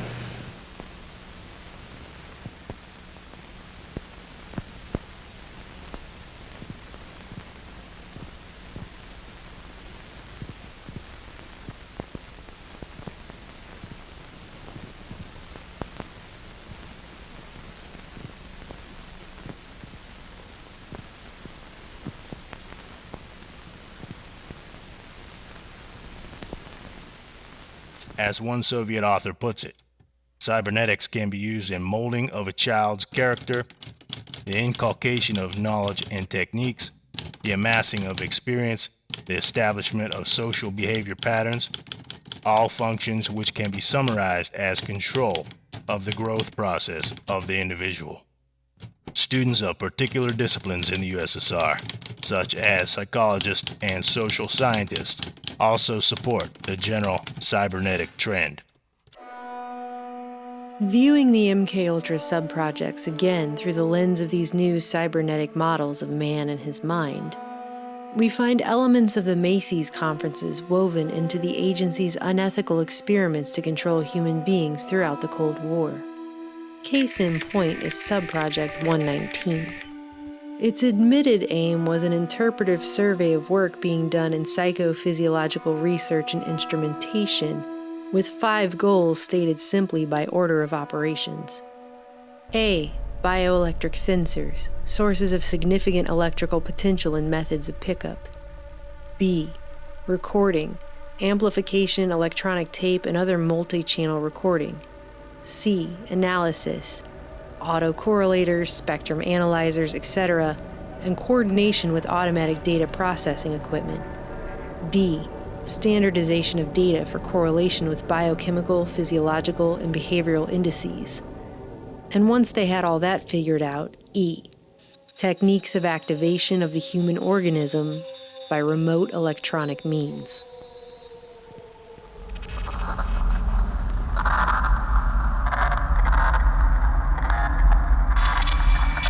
Time revealed the principal on Subproject 119 was Dr. Saul B. Sells, who moved to Texas Christian University after spending a decade with the Air Force School of Aviation Medicine at Randolph Field and working as a statistician for the government during World War II.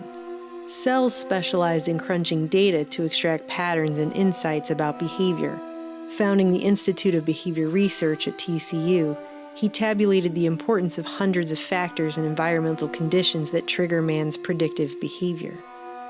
Along with the Air Force and NASA, Sells spent decades quietly carrying out various research projects for the Office of Naval Research, which even sponsored a symposium at TCU with Sells and fellow MKUltra-funded researcher Muzaffar Sharif on the stimulus determinants of behavior in 1961. One of Sells' first projects at TCU in 1959 was to send a proposal to the CIA regarding psychophysiological research to investigate electrical signals from the human brain and other systems, and the development of a more advanced multi-channel electronic analyzer to interpret those signals. The CIA responded to these objectives, which it discussed at some length with Sells before appointing him as a supposedly unwitting participant in charge of MKUltra Subproject 119. The work lasted almost 6 years through 1965 and was funneled through the Society for the Investigation of Human Ecology, later exposed as a CIA front run by Harold G. Wolff and Lawrence Hinkle out of Cornell Medical Institute, right across the street from the Rockefeller Institute for Medical Research on the Upper East Side of Manhattan. Okay, this is their perception of it, if I could just continue. No, it wasn't their perception of it either. No, it wasn't. Dangerous to his being, contrary to any previous consciously expressed intentions and interests, contrary to the good of the individual, and subversive to the goals for which he is consciously working. I understand all this talk.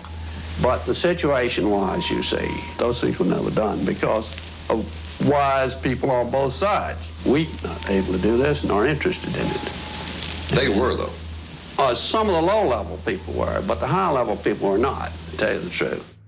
The bioelectronics directories the CIA commissioned Sells to compile included a detailed Rolodex of invasive neurological research projects at countless institutions, being carried out by countless professionals. And yet the names that come up again and again reveal what a small world it really is. Not to mention multiple scientists who were later exposed as running their own MKUltra subprojects.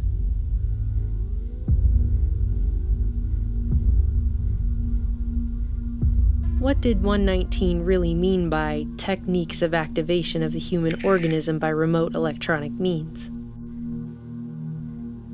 Neither the declassified documents nor any of the government hearings throughout the 70s ever followed up on what the real goal of this sub-project was.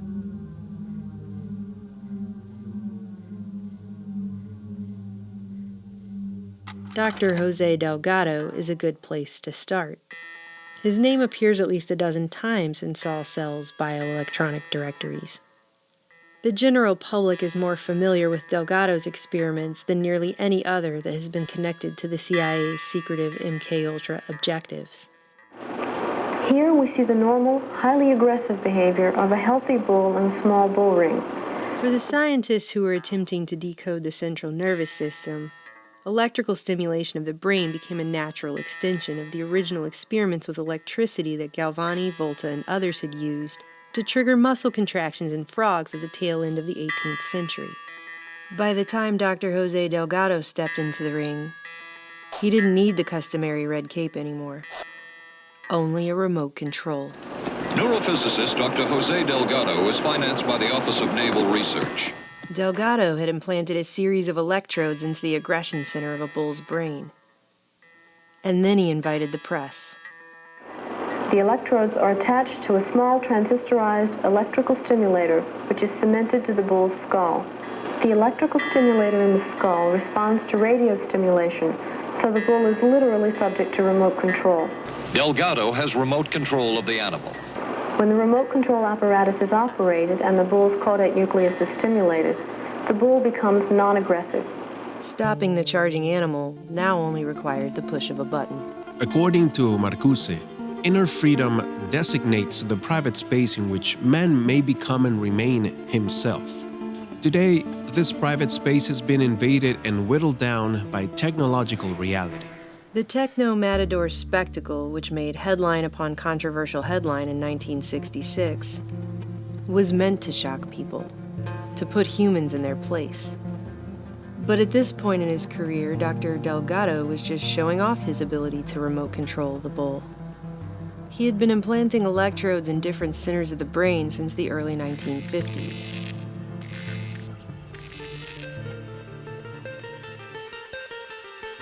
By demonstrating that he could turn a bull on and off like a toy, in what observers could have been forgiven for mistaking as high-tech voodoo, Delgado apparently fancied himself the ultimate matador. Recently released CIA documents refer to the feasibility of remote control of animals, and that special investigations will be conducted toward the application of selected elements of these techniques to man. But the good doctor was only one of a network of neurophysiologists and psychiatrists running parallel research programs across the U.S. and the world.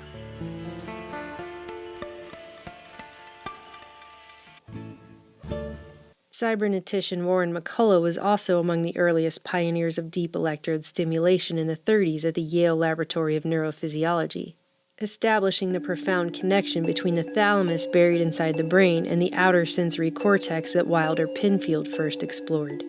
The master control for the whole body resides in the brain, and the new methodology of implanted electrodes has provided direct access to the centers which regulate most of the body's activities. But by the end of the half-century mark, things were honed into an operable science, and McGill would once again prove to be groundbreaking in decoding the inner brain. While Professor Donald Hebb was busy exploring the mechanisms of neural networks and the effects of isolation upon the mind, in part for the CIA, his postdoctoral students James Olds and Peter Milner were stumbling upon their own findings, which would prove to be pivotal.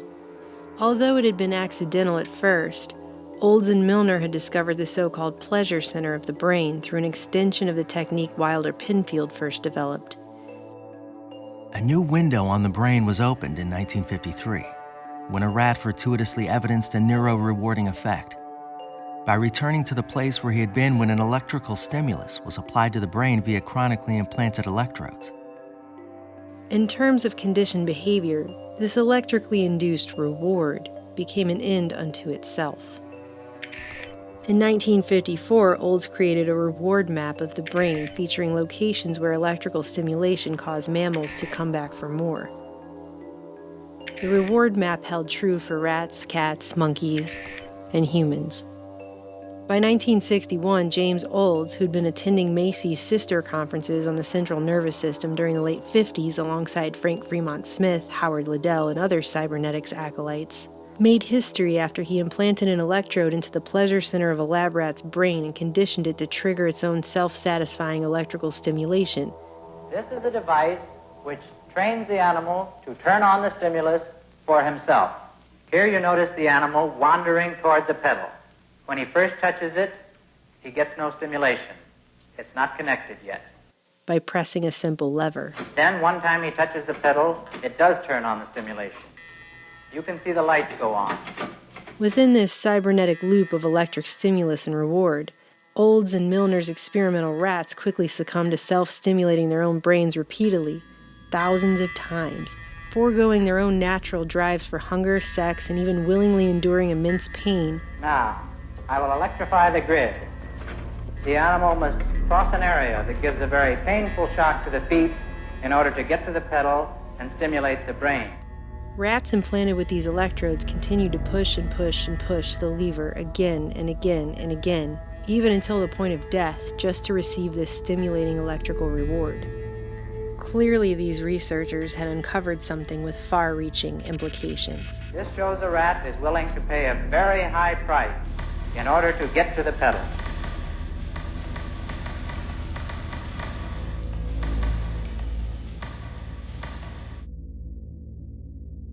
In 1953, this series of therapeutic research experiments was conducted by Dr. Robert Heath of Tulane University. His subjects responded to electrical stimulation of isolated brain centers implanted with electrodes. We see here the possibility for direct physical manipulation of the mind and personality. Feel good, do you think? Or if you do it too much, does it have any bad effects on you? No bad effects at all. Most of the scientists who conduct these experiments say that because they do not yet understand enough about the brain, these techniques should not be used on humans. But this man says they should. He is Dr. Robert Heath of Tulane University Medical School in New Orleans. Famously, he claims to have turned down the CIA when the agency approached him about conducting covert research into the pain and pleasure centers of the brain. Reportedly offended at the abhorrent suggestion, he was quoted in dozens of papers as saying, "I took the stand that if I wanted to be a spy, I'd be a spy. I wanted to be a doctor and practice medicine." But in reality, Dr. Robert G. Heath had been investigating the effects of mind-altering surgeries and substances for the government since at least 1943, when as a military psychiatrist and chief resident at the Neurological Institute in New York tied to Columbia University, he performed experimental leucotomies and tested ergotamine tartrate, a precursor to LSD derived from ergot, on war-weary, psychologically stressed merchant marines. Curiously, despite the fact that practically nothing has been mentioned about it since, the press billed the experimental ergot treatment as a miracle cure for shell shock that could permanently relieve symptoms in a mere 2 hours. By 1949, Dr. Heath was made head of Tulane's newly created Neurology and Psychiatry Department, and while the exact relationship remains unclear at this point, what is clear is that sometime during the early days of the CIA and military prodding into mind control through top-secret projects like Bluebird, Artichoke, and Chatter, Dr. Robert Heath was again tapped to go further than ever before in testing LSD, mescaline, and other mind-altering chemicals on his human patients. Dr. Heath carried out his research in the name of battling schizophrenia and mental disorders, which afforded him an endless supply of human test subjects. From the Tulane Medical School where he housed his labs, from the imposing charity hospital across the street, from the remote East Louisiana State Hospital hours away in rural Jackson, and even from the notorious Alcatraz of the South, Angola Prison. Because existing treatments had failed these patients, almost any experimental technique could be justified in their cases, although there is little evidence that Heath's experiments were actually therapeutic. By 1952, Dr. Heath had already outfitted nearly 24 mental patients with semi-permanent electrodes in their brains.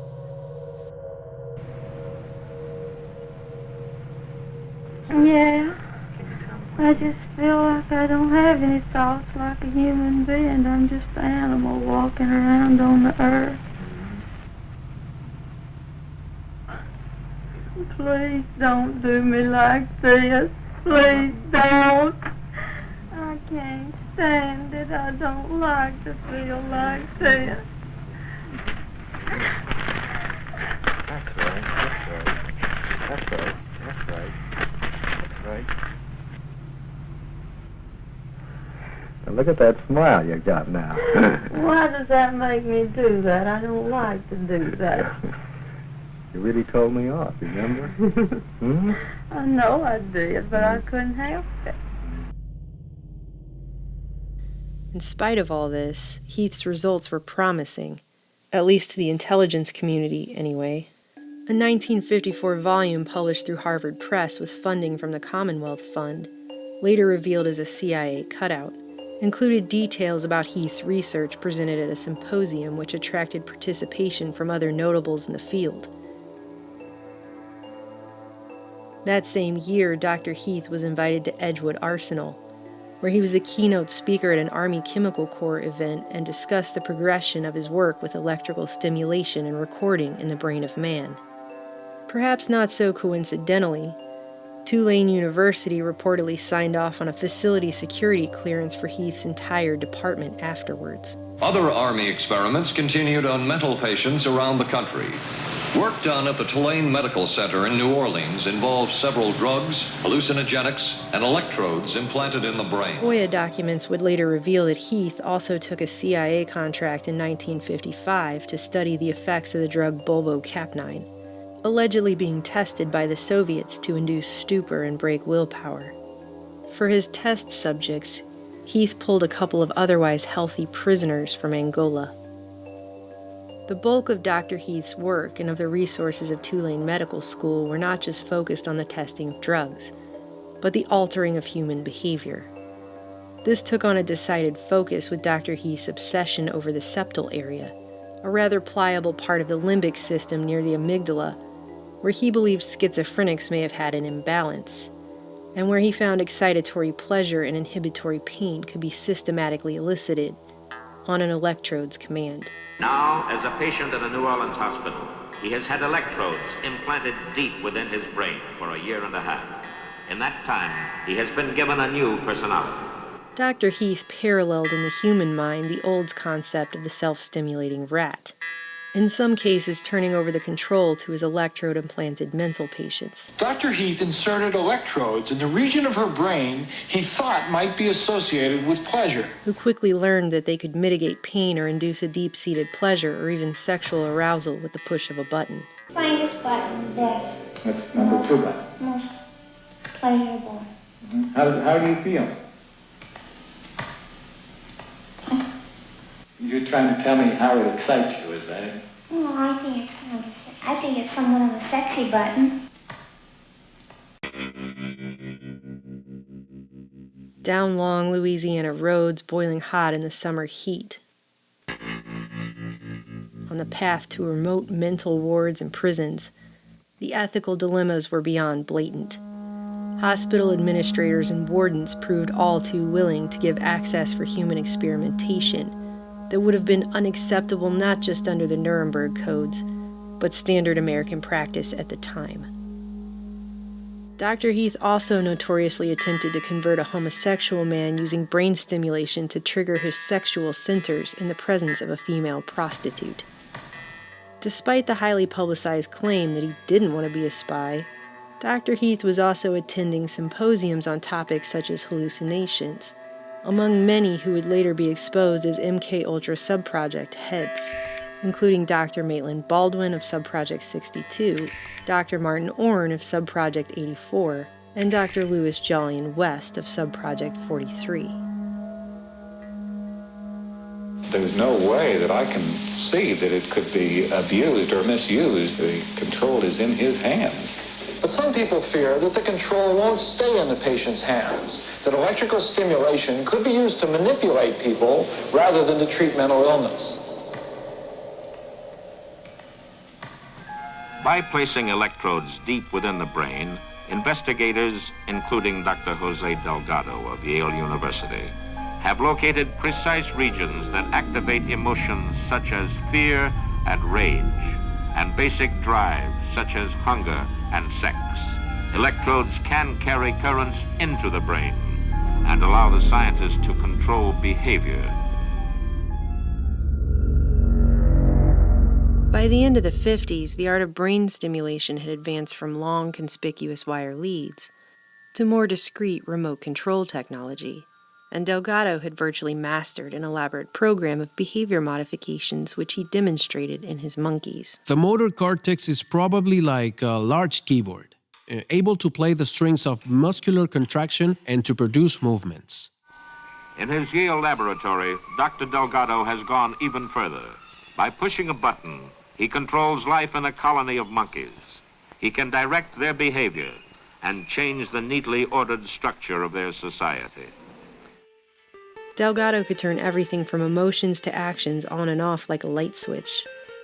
Flipping it on, Delgado could, for example, adjust the diameter of a monkey's pupil as if it were the iris of a camera, constricting one eye and dilating the other with great precision by varying signal strength sent to the hypothalamus.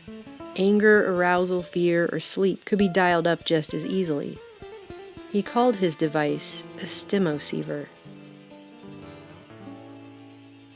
We are used to the idea that machines can be controlled from a distance by means of radio signals.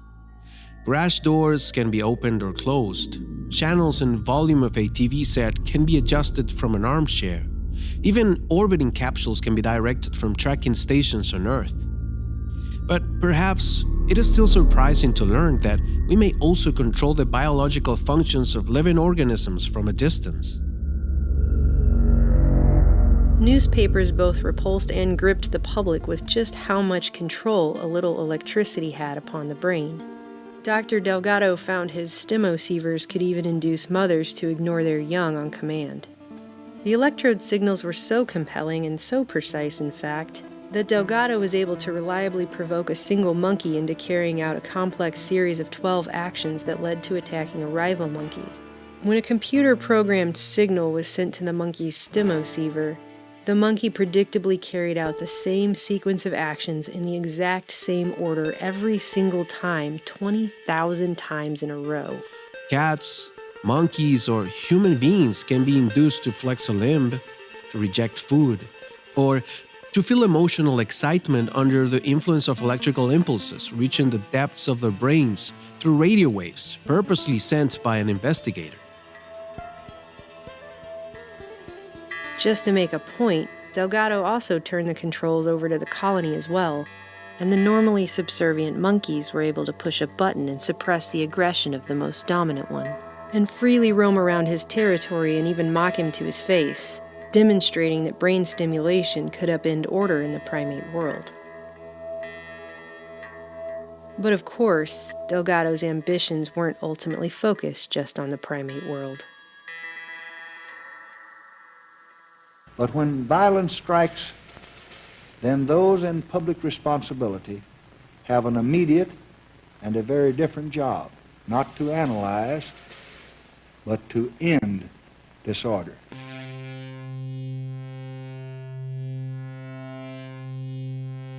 $200 million Americans did not strike down Robert Kennedy last night, any more than they struck down President John F. Kennedy in 1963, or Dr. Martin Luther King in April of this year. But those awful events give us ample warning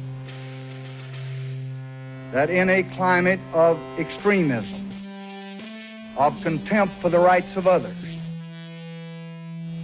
of disrespect for law, violence may bring down the very best among us. A nation that tolerates violence in any form cannot expect to be able to confine it to just minor outbursts.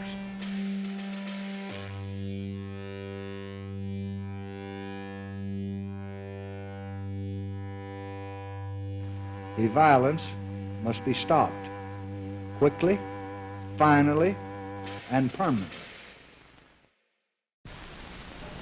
Psychosurgery, is that a reasonable practice? No. Even for the most serious of illnesses? No. Even after everything else has been tried? I get the feeling you mean, is it a reasonable therapy? Yes, that's right. No, but it's not a therapy. That's the first thing that needs to be said, is it's an experimental procedure. Now, if we recognize that it's experimental, then we would have to ask all your questions over again and say, is it a reasonable experiment? Is it a reasonable experiment? I would say it hasn't been conducted reasonably so far, and I don't see any signs that it's going to be. A reasonable, and I'm using the term reasonable to mean ethical, legal, and above board. That would imply, first of all and foremost, that the subject of the experiment is told that he's being experimented upon, and that isn't done. Working in conjunction with a team of doctors in Boston, Dr. Delgado experimented on neurological patients to develop a treatment to scientifically disarm violent behavior.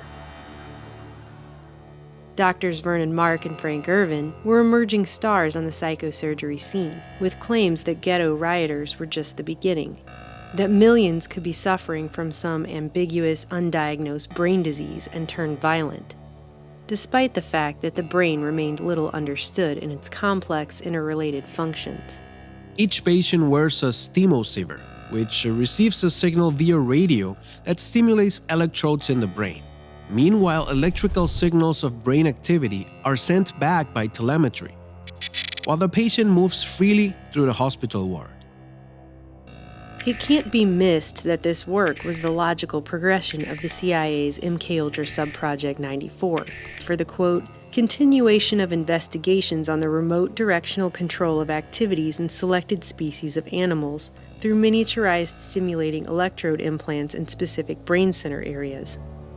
During this time, Dr. Delgado's work was funded by the Office of Naval Research, which was later exposed as a conduit for covert funding for the CIA's MKUltra projects.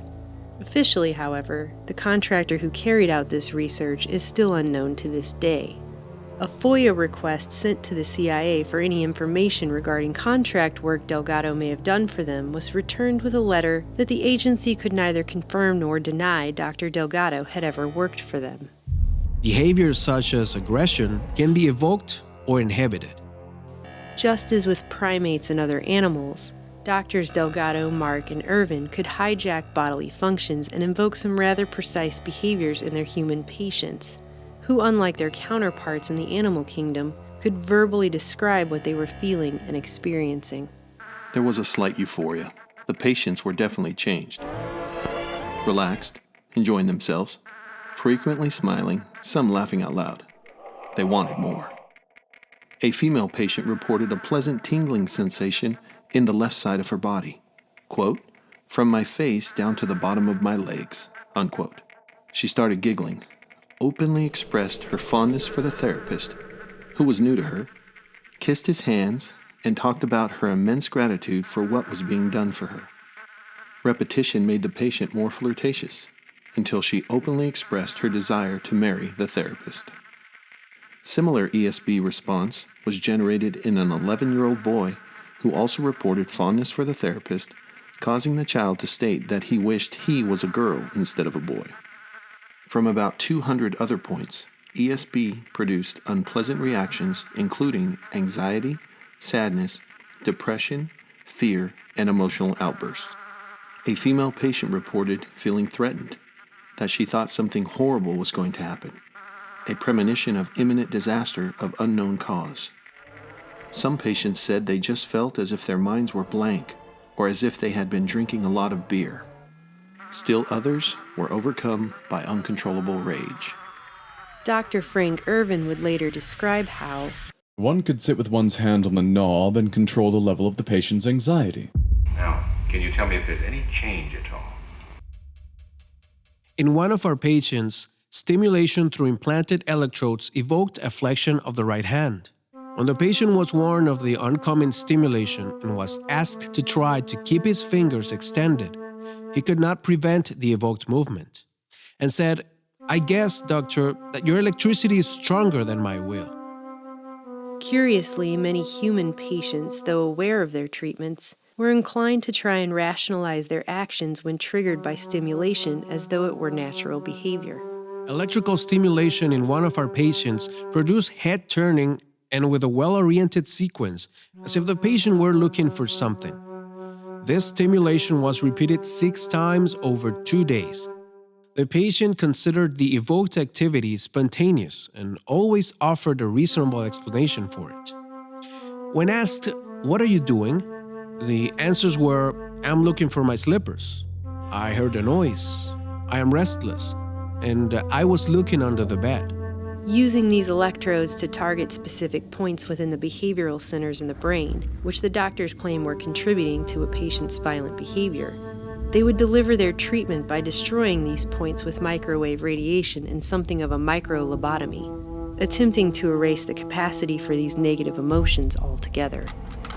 A direct disciple of Dr. Robert Heath, Dr. Frank Irvin was a neurologist and psychiatrist who spent his formative years in the seedy New Orleans atmosphere of experimental brain research, before being appointed head of the Stanley Cobb Psychiatric Laboratories at the elite Massachusetts General Hospital. The methods of deep brain stimulation that Frank Ervin acquired under Heath would now be put to even more controversial use in attempting to eradicate human violence. Ervin's partner and co-author, Dr. Vernon Mark, an associate professor in neurosurgery at Harvard Medical, had been associated with Massachusetts General Hospital since 1949 and spent nearly a decade overseas at the height of the Cold War in a specialized neurological wing at a U.S. Air Force hospital in Germany, before coming home to be named director of neurosurgery at Boston City Hospital.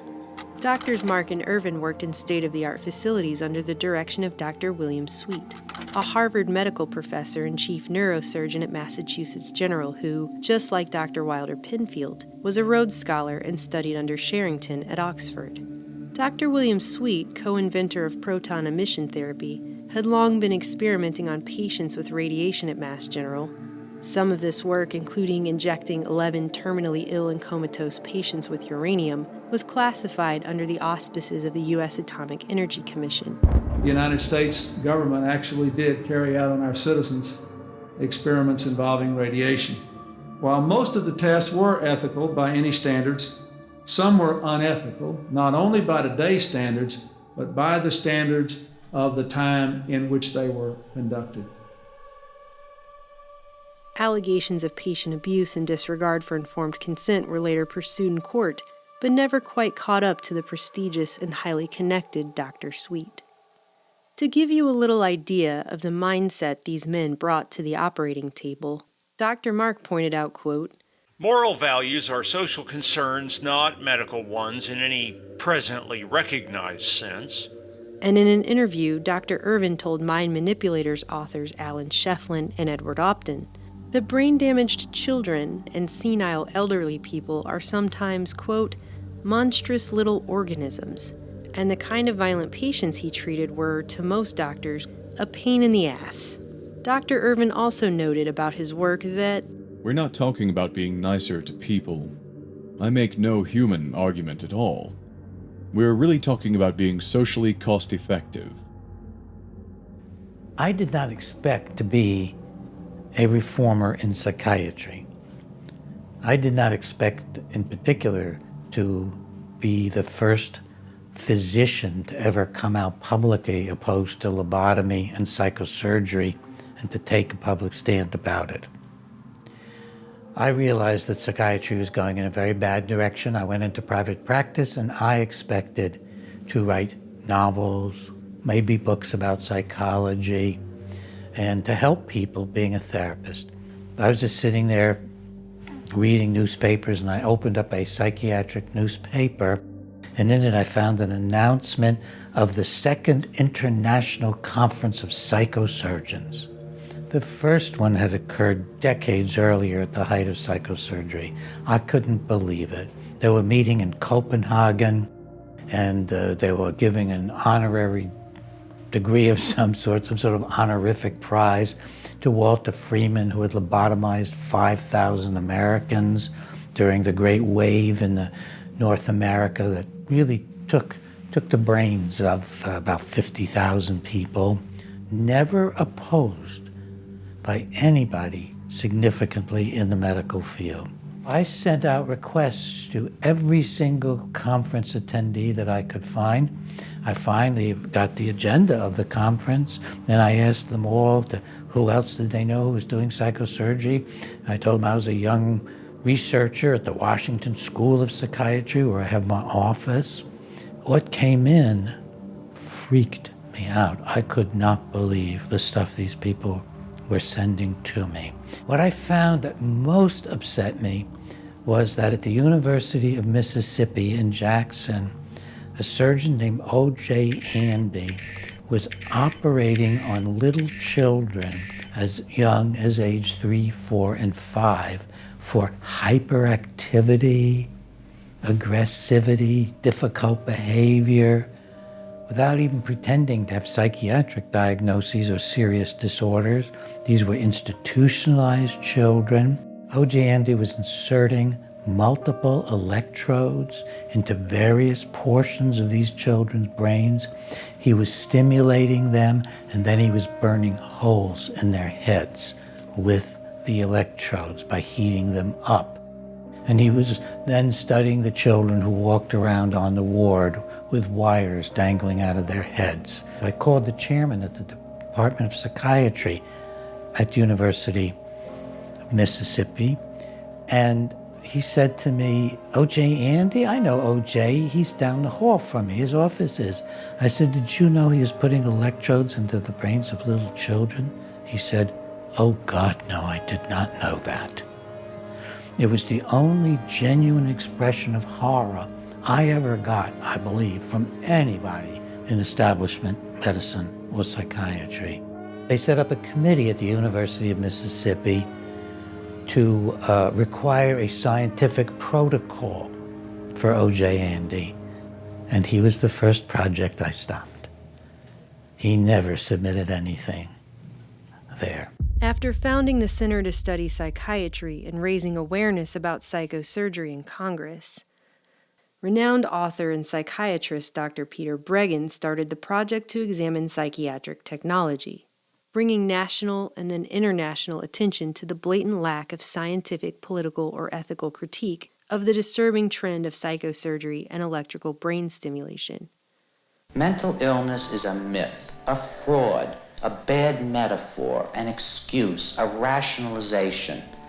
It's a religious viewpoint held by psychiatrists which says that human troubles are somehow medical in origin and medical in their solution.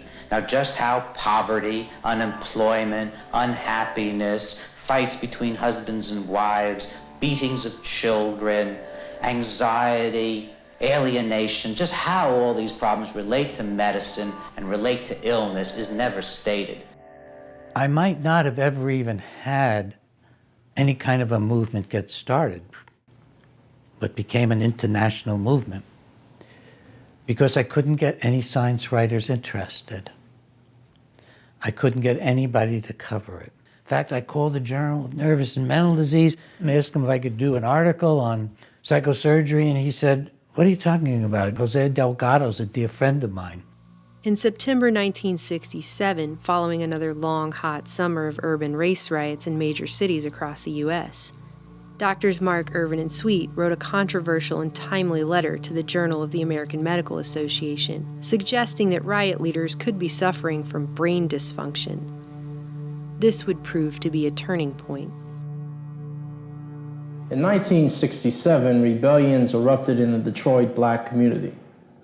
In a letter to the Journal of the American Medical Association, 3 neurosurgeons, Drs. Sweet, Irvin, and Mark, put forth a theory as to the cause of the violence in Detroit.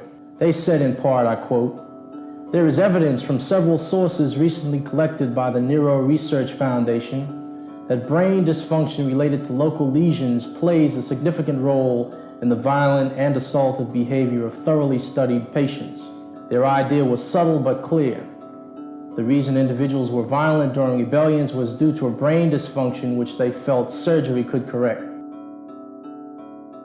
Then I found, of course, the JAMA article where they talked about it at length, explaining how ghetto rioters must have abnormal brains because not everybody was rioting. So clearly, people who weren't rioting had normal brains, and the few who were leaders. We're talking now about men you could name, like Rap Brown and others.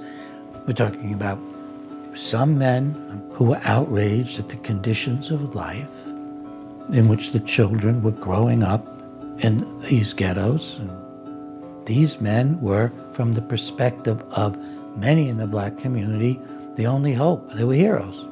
Of those heroes, Dr. Sweet was quoted as saying, "We're talking about senseless behavior. The proponents of urban disorders seem to be the people who are most likely to suffer from organic brain diseases." And the idea that a leader must be the crazy one because you don't agree with them ideologically or because you're afraid of them doesn't make any medical sense. But boy, did it make political sense. Wow. The kind of violence that we're talking about here, social unrest, among a population in a repressed community can only be seen as a kind of brain dysfunction by ignoring the legitimate causes of the behavior. And my reaction to the letter from which you quoted and to the whole idea of trying to deal with social violence as if it was something wrong inside of the people's heads who are violent is a way of refusing to look at the legitimate social causes of a very important and significant kind of behavior. To the extent that medical science has created this new, in quote, technology, there is the desire to use it, you see, and the most logical population to use it against are poor people, black people, and people who are incarcerated. The Boston doctors called for an extensive research project to identify the early warning signs of violent behavior and pinpoint, diagnose, and treat people in inner cities with what they termed low violence thresholds before they had actually committed any violent acts. And what do you know, but their JAMA letter just so happened to include specific language taken directly from the good doctor's own proposal for a brand new research project which aimed to do just that. I found out that William Sweet had actually talked to the New York State Legislature trying to get funding, describing how this surgery of stimulating brains and melting holes in the heads of people might be a cure for ghetto violence, because surely the leaders of the violence were abnormal and had abnormal brains that could be fixed with psychosurgery. The first phase of the Boston Violence Project was officially titled The Medical Epidemiology of Criminals. For it, Doctors Mark, Irvin, and Sweet had designed a 5-hour-long, multi-phase screening process, which included 17 psychiatric and psychometric assessments, 5 hormonal assays, chromosomal, fingerprint, and dermatoglyphic analyses, an EEG, and what they called a cyber-medical evaluation. The doctors suggested these factors could somehow indicate which individuals were more prone to commit violent acts than others, singling them out for preventative neurological treatments before they could pose a danger to society. The project was seemingly the perfect cure to what was then being declared society's greatest illness. Right on cue, a vast, coordinated media campaign was underway to promote it to the public. Good evening. Violence is making fortresses of portions of our cities and dividing our people into armed camps. Grievances in the United States are more intense now than they've been at any time since the 1930s. There's crime, individual resort to force. Those who commit violence are basically no different from other people. Man from birth has a potential for violence, but the incidence of violence can be controlled and prevented by conscious changes in man's environment. Mark, Irvin, and Delgado were featured guests on many TV programs. And article after article filled the newspapers about their amazing new work. Is violence, then, as American as cherry pie? I believe that assertion was attributed to Rap Brown, was it not? That violence was as American as cherry pie. As an historian, I would observe there's a great deal of truth to that, unpleasant as it may be. Doctors Mark and Irvin declared that brain dysfunction was just as important a factor as poverty, unemployment, and substandard housing in provoking not just urban riots, but social protests, fully politicizing what was defined as violence. In June 1968, it all came to a head. Robert F. Kennedy was assassinated, and during his speech that evening responding to the tragedy, I am appointing, with the recommendation of the leadership of the Congress, with whom I have talked this evening, a commission of most distinguished Americans to immediately examine this tragic phenomenon. President Johnson announced the creation of the National Commission on the Causes and Prevention of Violence. Doctors Delgado and Irvin would later turn up as consultants on commission staff reports. President Johnson created the National Commission on the Causes and Prevention of Violence. Today, a task force of that commission released its first findings, concluding that Americans have become a rather bloody-minded people. Concludes that Americans always have been a violent people. Americans have always been a violent people, according to the Commission, so much so in the 1960s that the Commission ranks the United States first among 17 Western countries in total magnitude of strife. Just 2 weeks later, The Omnibus Crime Control and Safe Streets Act of 1968 was rushed through Congress, creating the Law Enforcement Assistance Administration, which would fund hundreds of controversial, coercive, and even downright Orwellian behavior modification projects in the years to come. Then joined in the Justice Department. At the time, there was a notorious section called LEAA. They joined in the funding in a collaborative effort between the U.S. Justice Department and the National Institute of Mental Health. I mean, this was, for me, eye-popping. But it labels as unprecedented the scope and magnitude of anti-war protest, campus unrest, and what it called the chilling recent contagion of political murders of national leaders. Violence in this progress report cannot be eliminated, but can be better controlled, and that, it says, is an urgent imperative. The medical epidemiology of criminals, however, was simply the screening stage for a larger Boston violence project that Drs. Mark, Irvin, and Sweet couldn't seem to get approved. It was rejected by Harvard's Institutional Review Board. Massachusetts General's Committee turned it down on both scientific and ethical grounds. And even an ad hoc committee put together outside of MGH unanimously rejected it. It was then the project was forced to move to Boston City Hospital, an institution which the doctors knew would look the other way and ask few questions, due to its own issues with corruption and mismanagement at the time. Unable to get approval through above-board channels, Drs. Mark, Irvin, and Sweet then formed the Neuro Research Foundation, a nonprofit organization based out of Sweet's personal home that existed only to fund the doctor's research. Dr. Delgado sat alongside the other three on the foundation's board of trustees. This new foundation would enable the doctors to essentially handpick their own medical ethics review panel, thus circumventing the standard safeguards for human experimentation. See how that works? With no one else to stand in their way, and a positive report on behalf of the Neuro Research Foundation, the Department of Health, Education, and Welfare would finally approve the Boston project, and NIMH and the LEAA would fund it. 2 days after that crime bill was passed that would fund their work, Life magazine featured the psychobiology of violence on its cover, another story lauding the work of Drs. Mark, Irvin, Sweet, and Delgado. In it, the public was brought face to face with contrasting photos of monkeys with surgically implanted wires sticking out of their heads having their rage dialed up in Delgado's lab, and 20-year-old Julia S., a young woman prone to emotional outbursts decked out in head bandages frantically slamming herself into a wall under the influence of brain stimulation, just like those monkeys, illustrating that man and animals were little more than biological machines to be controlled and tamed with technology. In fact, in one of Delgado's publications, he didn't mince words when he referred to his experimental animals as mechanical toys under his command.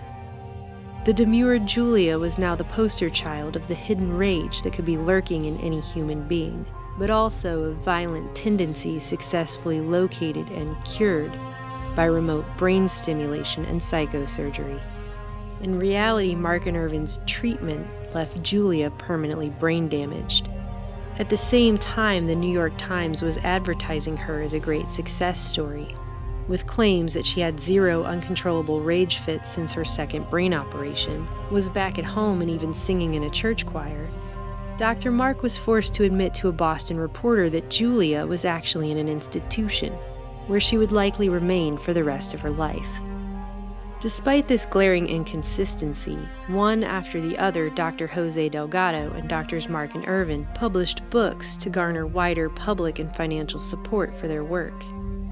Delgado's 1969 book, Physical Control of the Mind, Toward a Psycho-Civilized Society, spells out in graphic, controversial detail exactly what the aim of such technology ultimately is: behavior modification and control at a society-wide level. The technology for destruction has now placed at the disposal of man a vast arsenal of ingenious weapons which facilitate all forms of violence, including crimes against property, assassinations, riots, and wars, threatening not only individual life and national stability, but the very existence of civilization. The New York Times promoted Delgado's book with the headline, "What kind of humans would we like to construct?"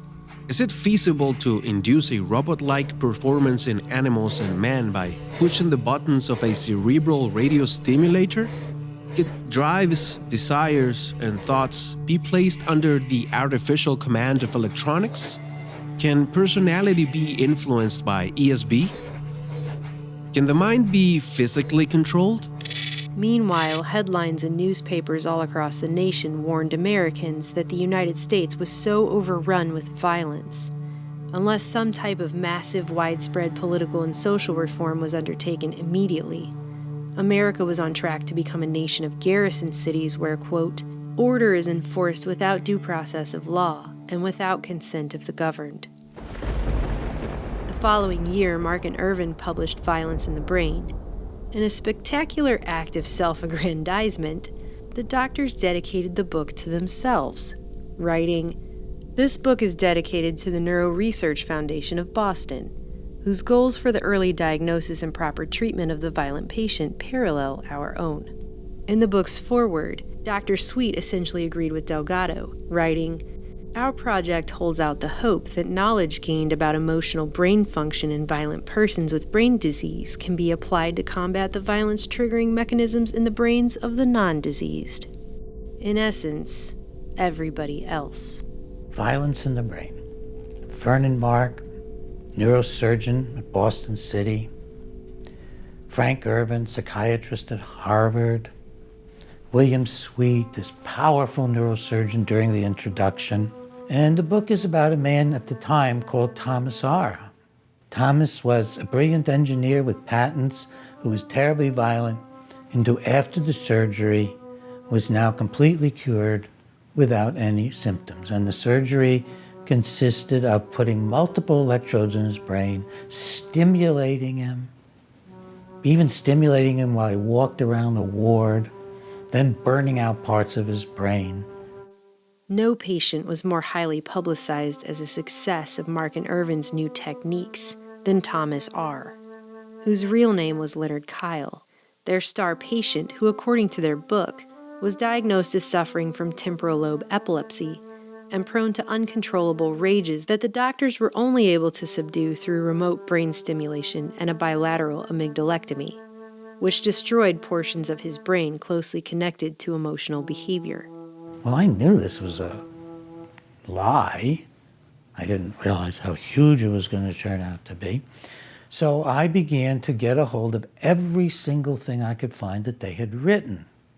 I was able to put together that at the point they wrote in Violence in the Brain that he'd been cured forever, he'd been just discharged from the hospital. It wasn't a follow-up at all.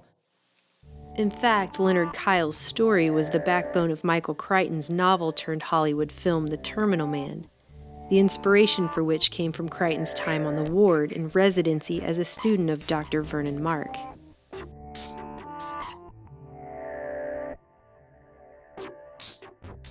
By most accounts, Leonard was described as a mid-30s married father of 6 and a successful self-taught engineer who worked with top defense contractors, including Douglas Aircraft, Polaroid, where he earned several patents under his founder Edwin Land, who at the time was working with the CIA on the top-secret U-2 spy plane program, Honeywell, and eventually EG&G, one of the most powerful Cold War Black Ops defense contractors in America that no one had heard of, which had spun off from MIT and made important contributions to the development of the nuclear bomb, aerial reconnaissance, and radar. But in their book Violence in the Brain, Doctors Mark and Irvin painted Leonard as an impulsive man with a violent streak who was prone to road rages and spousal and child abuse, a man who would sometimes pick up and slam his pregnant wife and even his children into walls. Although described as typically courteous, quiet, and reserved, Mark and Irvin insinuated temporal lobe disease led to Leonard's sudden violent rages, and the doctors went so far as to describe him as, at times, frankly psychotic, suffering periods of confusion, delusions, and hallucinations. The supposed focus of Leonard's anger and marital disputes centered upon what were depicted as paranoid suspicions his wife was cheating on him with a tenant who was renting a room in their home. And his wife had been the one to refer him to treatment. And the treatment people had referred him to Mark Irvin and Sweet, who had all this equipment and no patient. And it had gone through the VA. They'd taken him right off the VA wards. There's power of these people. Leonard's medical records, however, showed no evidence of temporal lobe disease. In fact, outside of mild depression, Leonard's records showed no evidence of paranoid delusions or any psychotic symptomology at all. The VA records showed him to be entirely normal. His brain waves were normal. He was normal. There's nothing really in the record that shows anything serious. And then they took him and put him in their project. Here the timeline gets fuzzy. During the spring of 1966, Leonard was officially admitted to the Violence Research Unit, where Mark and Irvin claim they spent months trying many combinations of anti-seizure medication, tranquilizers, and psychic energizers, but to no avail. So Dr. Mark implanted an array of at least 80 electrodes into Leonard's brain. Leonard wrote to his mother and described what was being done to him in Boston as the stuff of science fiction. During my conversations with Helen Dykes, his mother, she brought me a telegram. These are the days of telegram from Vernon Mark. She had written him and said, "I hear my son is undergoing surgery. Can you please tell me about it?" And the telegram said, "Don't worry, your son is undergoing minor surgery." We had it in print. The doctors outfitted Leonard with one of Dr. Delgado's stimocievers, which sent a steady stream of telemetered EEG data analyzed by computer for an impending violent episode. Then the computer would decide when to remotely stimulate Leonard based on the data. The doctors note that Leonard was a landmark for them. It was the first time they were able to demonstrate that systems in the limbic brain both start and stop attack behavior in man. Then I found a very obscure article by these men, maybe so obscure they didn't expect anybody would find it, and it said that he'd become psychotic while they were stimulating him. And it described how he was saying, "I don't want this anymore, I don't want this anymore." Egregious lack of consent aside, now they had a remote trigger for human aggression, a type of activation of a human being by remote electronic means. Just like one of the major goals of the CIA's MKUltra subproject 119. They would just toy with his brain. They would toy with it while he was walking around, and he didn't know it was turned on, so he didn't even know what was happening to him.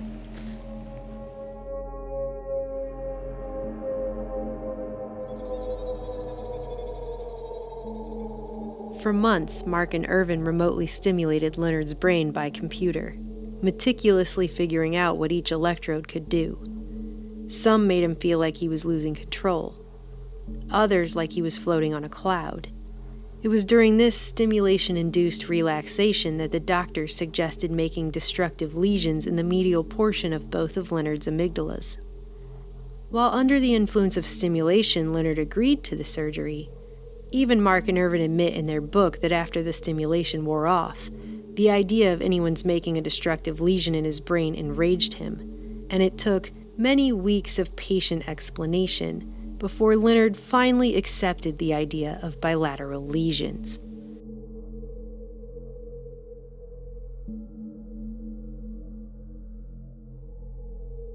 And then he became peaceful and accepted the treatment after they stimulated him enough. This is key, folks. Passivity, docility, obedience is key to this entire process. Leonard's wife was also brought in and supposedly threatened to leave him if he didn't consent to the treatment. Leonard believed that his wife was having an affair. Leonard's wife denied it and sent him to her psychiatrist. Leonard had been in conflict with his wife, but he'd done nothing more serious than one sort of violent event, not a nice thing. He threw a can at his wife of food and didn't hit her. That was the only fact I could find in the records that remotely resembled violence, and it was reported by his wife. Despite eventually going through with it, Leonard's wife not only filed for divorce while Leonard was still in the hospital, she eventually remarried to the very tenant Leonard had been worried was having an affair with his wife all along. After a series of lesions were burned into his brain via passing high-frequency microwave currents through his electrodes, Leonard was finally discharged in August 1967 after more than a year in the hospital, a year that would change the course of his life forever.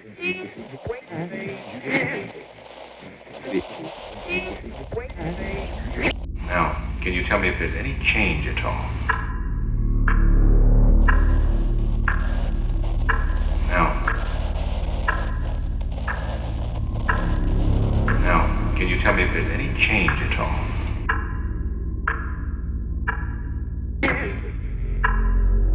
Now, can you tell me if there's any change at all?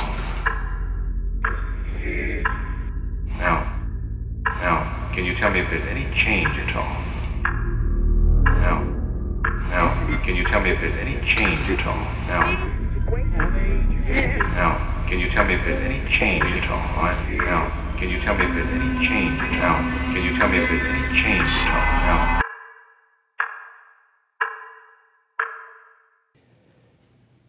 One of the big breakthroughs was when I was on the air talking about Thomas R., whom I also saw at one point had also been called Leonard K.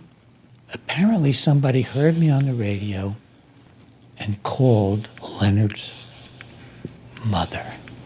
And I got a letter from Leonard's mother, and it said, "Now I understand. I knew they turned my son into a vegetable," she used that word, "but now I see what it was, what they were doing to him. He's been horribly destroyed since he came back from Boston. He's had multiple hospitalizations, chronic patient at the VA." It wasn't until after his treatment in Boston that Leonard committed his first official act of public violence. After moving across the country to live with his mother in Long Beach, Leonard was arrested a few months later for a fight in a nearby town and wound up undergoing the first psychiatric hospitalization of his life at a California VA. Now hallucinating, delusional, and confused, Leonard was admitted to a lockdown psych ward and placed on heavy doses of psychotropic drugs. Less than a year after being released from Mark and Irvin's violence project, the VA declared Leonard 100% disabled.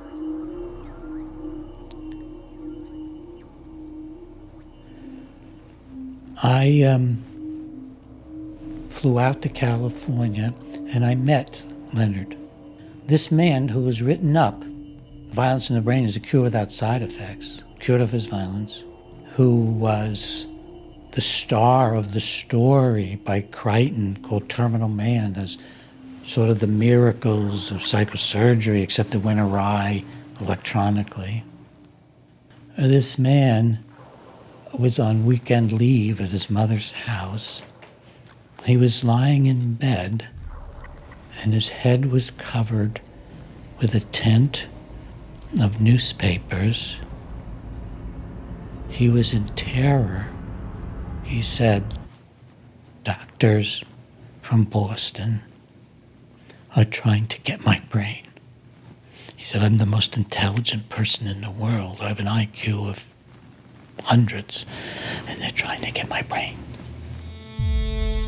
While it is impossible to know what Leonard was really involved in here, it is worth noting that he claimed the experiment he endured specifically involved hooking geniuses up to IBM machines. It was a post-traumatic brain injury psychosis. Terrorized. Leonard went from brilliant engineer and gainfully employed husband and father of 6 to a patently deranged, chronically hospitalized, sometimes violent psych ward patient after his treatment in Boston.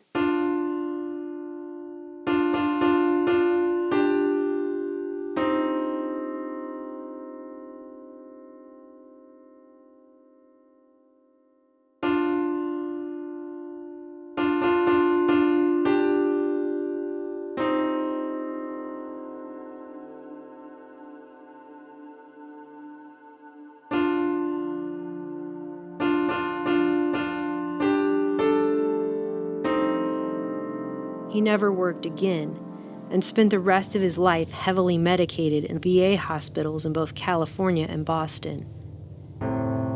Despite this, Doctors Mark and Irvin continued to write journal articles about their great success story, Thomas R. And by the way, I would find out that Mark, Irvin, and Sweet knew this. They knew this while they were writing their cure papers. She said he'll wander off and they'll pick him up in an emergency room and he'll say that doctors from Boston have been manipulating my brain and put holes in my head and they wouldn't believe him. They'd call him a paranoid schizophrenic, send him back to the VA. Leonard was also diagnosed as schizophrenic reaction paranoid type, in large part due to a fantastical story he told with great technical precision about what had been done to his brain in Boston. When he was finally discharged in May 1968, Leonard's records read, patients stated that Massachusetts General Hospital were controlling him by creating lesions in his brain tissue by microwave, and that they had placed electrodes in his brain tissue, stated that they can control him, control his moods, and control his actions. They can turn him up or turn him down, just like a mechanical toy.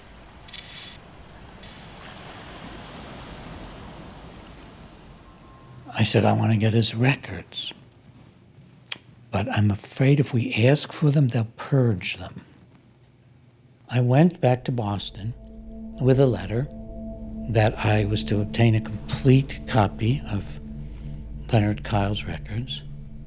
And I called Boston City Hospital. And they said, we have no such record. It's in Dr. Mark's private office. Isn't that interesting? I called Dr. Mark's office. And I said, I'm at a telephone booth with a reporter. I gave him the name. And if you don't deliver me a copy of those records in 24 hours, we're going to publish it. But you haven't done it. And I'd had awfully good coverage in Boston, and I got the records. In those records, I found things like, Leonard wants to leave the ward.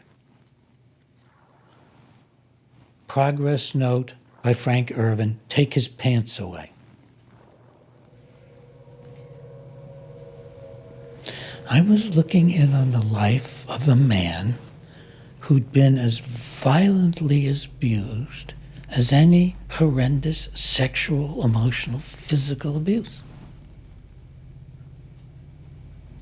He might as well have been in a brainwashing camp in North Vietnam or North Korea, being tortured. One of the first things that fell out of the records was a handwritten note by him that doctors from the MGH were killing him or taking his brain or something to that effect. It was right in there.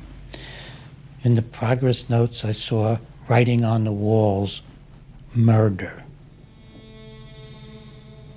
That's all, just writing on the walls, murder.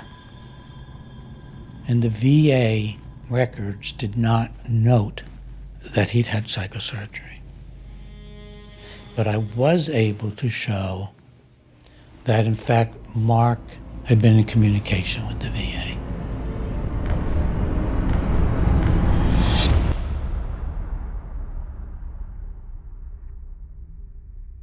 Meanwhile, as the American public was being sold this treatment as a potential cure for violence, when you look over other civilizations that were once center stage in the world and now are some of them just footnotes, it wasn't because the barbarians came in and destroyed them. It was because they fell because of their failure internally to do that which had to be done and do it in time. this track of technologically driven brain research was more than just the next logical step in medicine. Decades of work was converging on the threshold of a vast, far-reaching covert agenda finally being realized: the activation of man.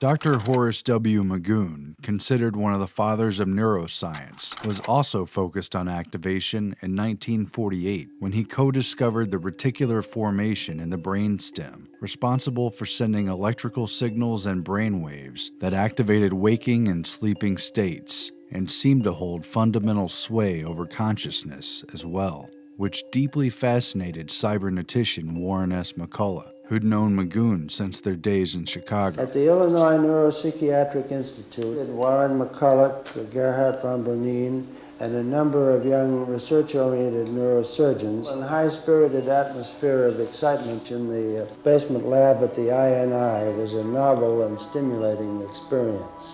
An eager McCullough invited Magoon's closest associate, Donald B. Lindsley, a psychologist and neurophysiologist, to the Macy's cybernetics meetings back in 1949.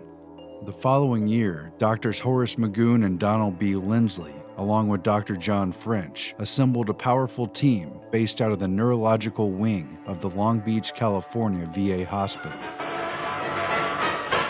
Bob Hope Show, transcribed direct from the Veterans Administration Hospital at Long Beach, California. Curiously, the same one Leonard Kyle would be treated at in the aftermath of his participation in Mark and Irvin's experiment in Boston. By 1950, this Long Beach VA facility had become no mere veterans hospital. Under Magoon, Lindsley, and French, it had become the premier neurophysiological lab of its day, a brain research mecca tied to UCLA's medical center that attracted leading scientists from around the world. By the 1960s, this cutting-edge facility boasted more than 60 patient beds set aside solely for neurological research, with hundreds more for psychiatric and mental patients. And experimentation carried out there on veterans involved deep brain microelectrodes, as well as computers programmed to analyze brainwave frequencies. So it is puzzling at best why, after Leonard Kyle was admitted to the VA in 1968, the staff so quickly and easily dismissed his claims of having had psychosurgery and electrodes in his brain as the paranoid delusions of a schizophrenic. This particular veterans hospital and its brain research lab became the nucleus of UCLA's new Brain Research Institute. For the first time, man now has the tools to explore the living brain. Tiny wires, electrodes, can be placed inside the brain and hooked up to recording machines, as in this experiment at UCLA's Brain Research Institute. The chimpanzees have been trained to play a game of electrical tic-tac-toe. They are competing against each other. Only the winner gets a reward.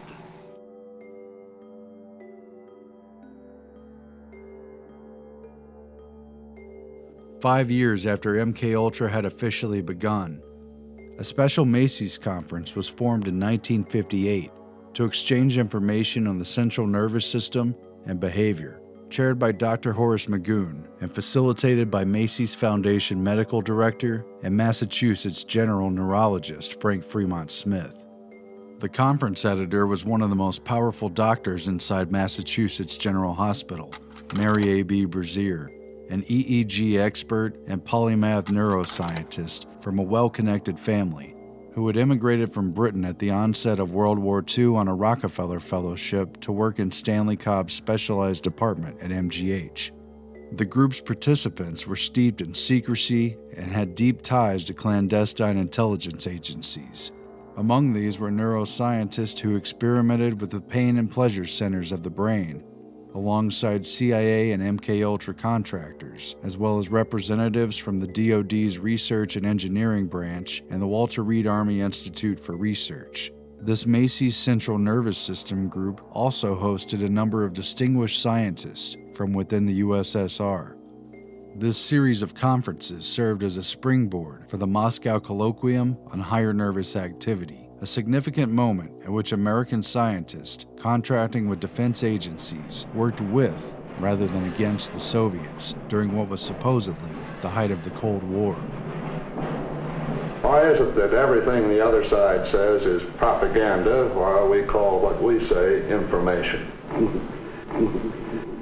With backing from the Rockefeller Foundation, the Macy's Foundation, and the National Science Foundation, Mary Brazier and Horace Magoon would lead a small delegation of Americans to Moscow in October of that same year, at a time when such travel was otherwise heavily restricted and rare, to convene with the ideological successors of Pavlov, who were working on the, quote, mechanization of the central nervous system. For years, Stalin had forbid cybernetics in the Soviet sphere, despite its origins in the physiological labs where Pavlov studied his dogs. However, Stalin's conspicuous death in March of 1953, just 1 month before the official start of MKUltra, had opened the door to both Soviet and world cybernetics. Declassified documentation has revealed that indeed, Dr. Mary Brazier had a close relationship with the CIA, and that her liaison was on an intimate first name and even nickname basis with both her and Horace Tid Magoon. Additionally, it was revealed that the CIA had also directly sponsored at least part of the Macy's Central Nervous System meetings. 1958 proved to be a pivotal year, but one more meeting was necessary to set the stage for the activated man. In June, Boston was host to the Sensory Deprivation Symposium, drawing together an elite cadre of cyberneticians, neurologists, and CIA MKUltra contractors to coordinate the next decade of clandestine brain research. The event was jointly sponsored by Harvard Medical School, Boston City Hospital, and the Office of Naval Research. This connection was acknowledged by Donald Hebb, who admitted during the conference that his work on isolation, quietly sponsored by the Defense Research Board of Canada, began with the, quote, problem of brainwashing, but that he and his fellow researchers were not permitted to say so in their first publication. Hebb had been invited by the Macy's and Rockefeller Foundation-funded Dr. Stanley Cobb, who presided over the symposium, and praised Dr. Hebb's, quote, courageous experiments on sensory deprivation, as well as his, quote, ingenious ideas on studying perception in human beings through isolation techniques. Attending this symposium was a familiar cast of characters, including a key unit of cyberneticians, Norbert Wiener, Warren McCullough, W. Gray Walter, and Lawrence Kuby, alongside UCLA Brain Research Institute's Horace Magoon, Donald Lindsley, and Mary Brazier, who was transferring to UCLA's Brain Research Institute, as well as MKUltra contractor Dr. Louis Jolyon West, who was about to lead the UCLA Neuropsychiatric Institute. Also attending was a young Dr. Frank Irvin, who had recently transferred from Tulane working with Dr. Heath to take over the Stanley Cobb Chair of Psychiatry at Massachusetts General. Dr. Cobb marked 1958 as a watershed year for progress in understanding the central nervous system, presenting a radical new picture of activity in the brain based on reverberating circuits, feedback systems, communication theory, and the modulation of sensory perception, all of which became central to the fields of physiology, psychology, information theory, and cybernetics, as well as the aims of the CIA's MKUltra program. This new core of knowledge replaced the classical understanding of the brain. It would now be treated as a biocomputer, to be scanned, screened, decoded, and reprogrammed. By 1960, the word cybernetics was used by the Soviets to designate this new trend. This new science is considered by some as the key to understanding the human brain and the product of its functioning, psychic activity and personality, to the development of means for controlling it, and to ways for molding the character of the new communist man. Norbert Wiener had first attempted to tackle what would become his greatest challenge in 1930, when W. Gray Walter asked him for help in interpreting what were considered at that time random EEG readings that doctors and engineers the world over had yet to make any sense of. Later noting a similarity between the oscillating, scanning behavior of a brain and that of a radar dish, both constantly searching for new data inputs, Wiener began to theorize a complicated harmonic analysis of these EEG waveforms. Harmonic analysis accounted for the transmission of information in a whole new way, which eventually connected with the core cybernetic principle of feedback. And we must get rid of any notion straight away that control is something imposed on the system from outside. It has to be built into it. It's called feedback, and feedback is ubiquitous in control systems. If one could modify the way the brain processed signals, one could program the brain, the behaving entity, just like the equipment in missile control rooms and just like the experimental animals who'd been conditioned to perform predictable behaviors in the lab.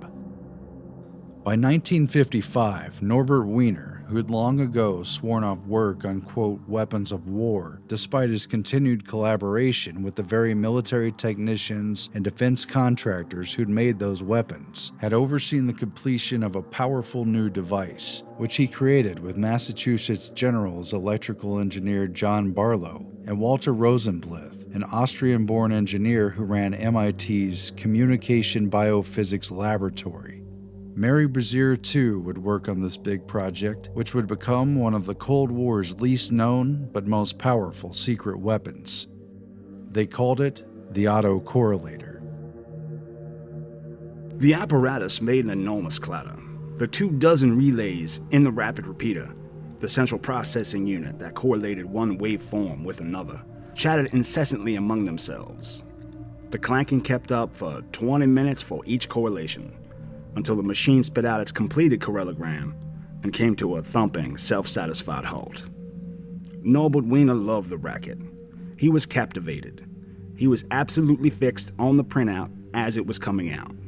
Wiener's goal for the project was nothing less than to find the Rosetta Stone for the script of the brainwaves. A machine that analyzed brainwaves in analog mode. As authors Conway and Siegelman wrote, the correlator was Wiener's baby, the first analog computer to apply his statistical methods automatically to the analysis of brain function. Wiener considered the machine to be the most significant work of all the things he had ever accomplished. It took Norbert Wiener 25 years to crack the code of EEGs. It was the culmination of cybernetic research that he and Arturo Rosenbluth had begun on automata and feedback more than a decade earlier, leading up to the first Macy's Cybernetics meeting on cerebral inhibition in 1942. In cybernetic terms, EEG represented the first known language, which was not symbolic, but rather communicated directly and powerfully in its expression. The autocorrelator now made it possible to interpret brainwaves intelligently and automatically via computer, and for that computer to send a reciprocal response back through EEG to excite or inhibit brain activity. And when Mary Brazier transferred to UCLA for the opening of Magoon's Brain Research Institute, she brought the autocorrelator with her. Years later, all of this would have grave consequences for Leonard Kyle. They turned him into a shell of a human being, where the spirit was still there, but it couldn't peep out very well through the tangled wires, the murdered brain cells. He was psychotic, and he was violent when restrained at times. There'd never been anything like that. Never been anything like that.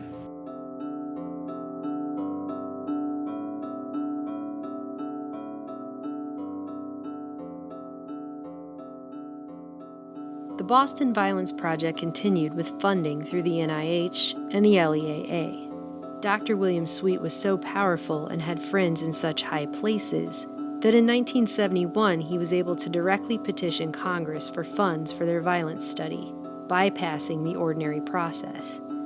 The project, unlike your average scientific and medical proposals of the day, was aided by an organized political campaign to garner congressional support run by one of Washington's top lobbyists. These guys went to Congress.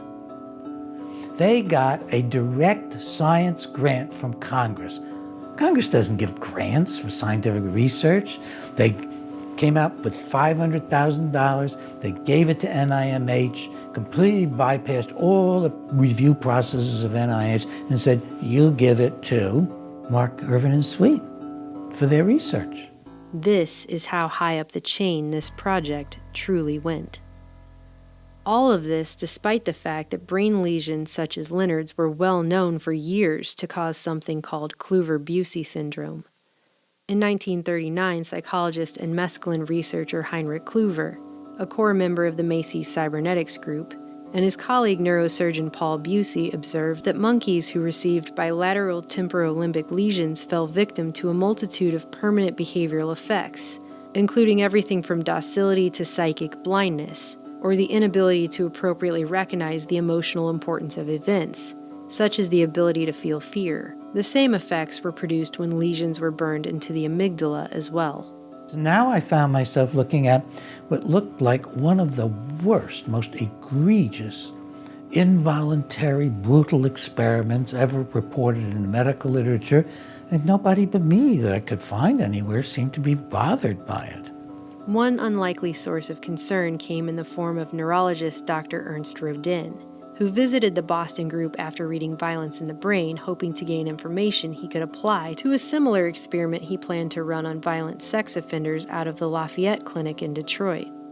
Dr. Rodin came away with a very different picture of what was actually going on in Boston than what was reported in Mark and Irvin's book.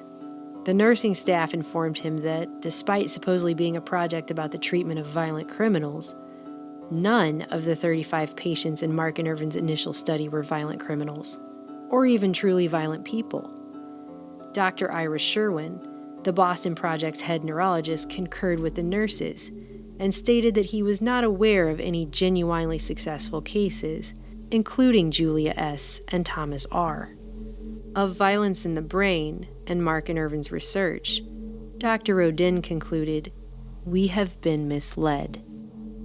Maybe now is a good time to mention that, just like Drs. Heath and Delgado, a FOIA request to the CIA regarding any contract work done by Drs. Mark, Irvin, or Sweet for the agency was returned with a statement that the agency could neither confirm nor deny that the men had ever worked for them. So we have these American surgeons, some of the most famous in the country, getting funding from a combination of NIMH and the Justice. Can you imagine anything more totalitarian than putting psychiatry and justice together? By 1972, internal LEAA memos show that the agency decided not to renew Mark, Irvin, and Sweet's funding, due to, among other things, the fact that they discovered Dr. Irvin was vacating the Boston Project without informing the LEAA to take up a new position at UCLA, in addition to evidence of the misuse of federal funds, including the fact that Irvin had used grant money to purchase equipment from a firm in which he was the major stockholder. The agency also noted that despite being proposed as the entire point of their research, the present proposal contains no attempt to develop treatment or follow-up procedures for the patients involved. Because, as it should be glaringly obvious by now, that is not what this was ever about.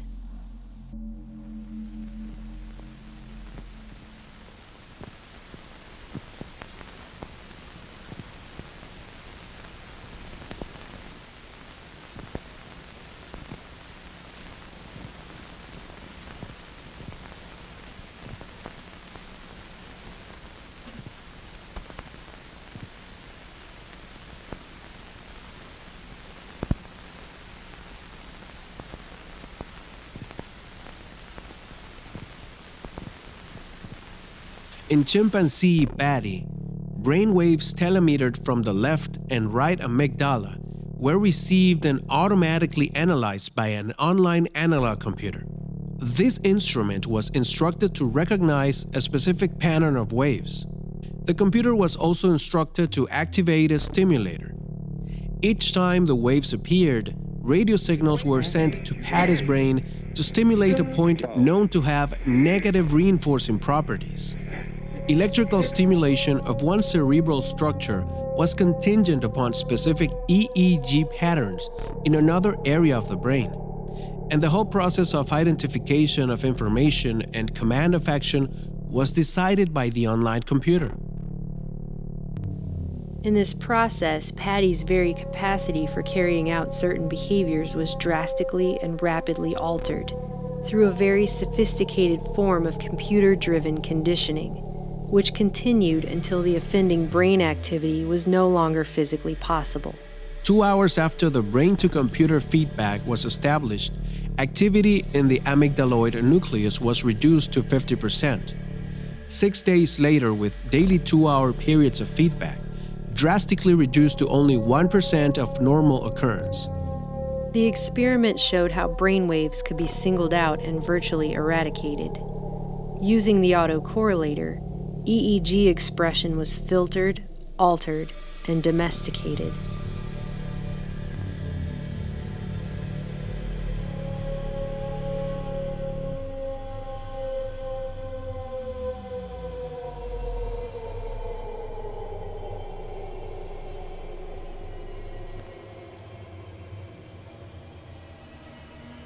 The project moved forward. Does it tamper with minds?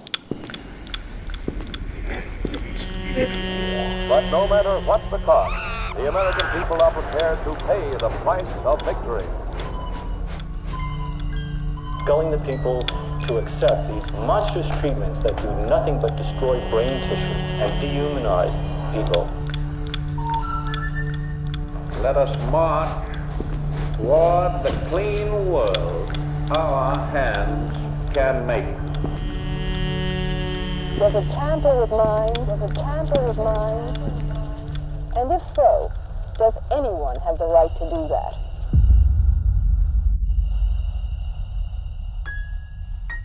Leonard would die 3 decades later at the age of 65 at the Bedford VA just outside Boston, having spent the latter half of his life a totally disabled, heavily medicated mental patient in a psych ward.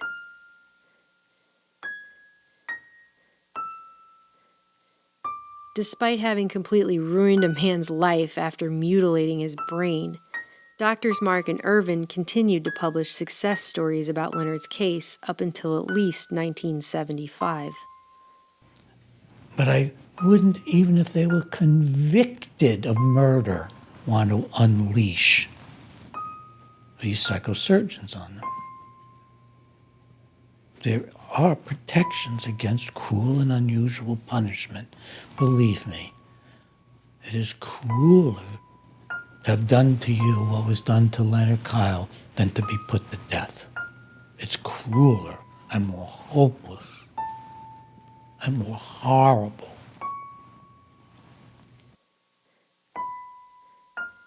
In May 1972, Dr. William Sweet again personally approached the Senate Labor and Health, Education, and Welfare Appropriations Committee for more money.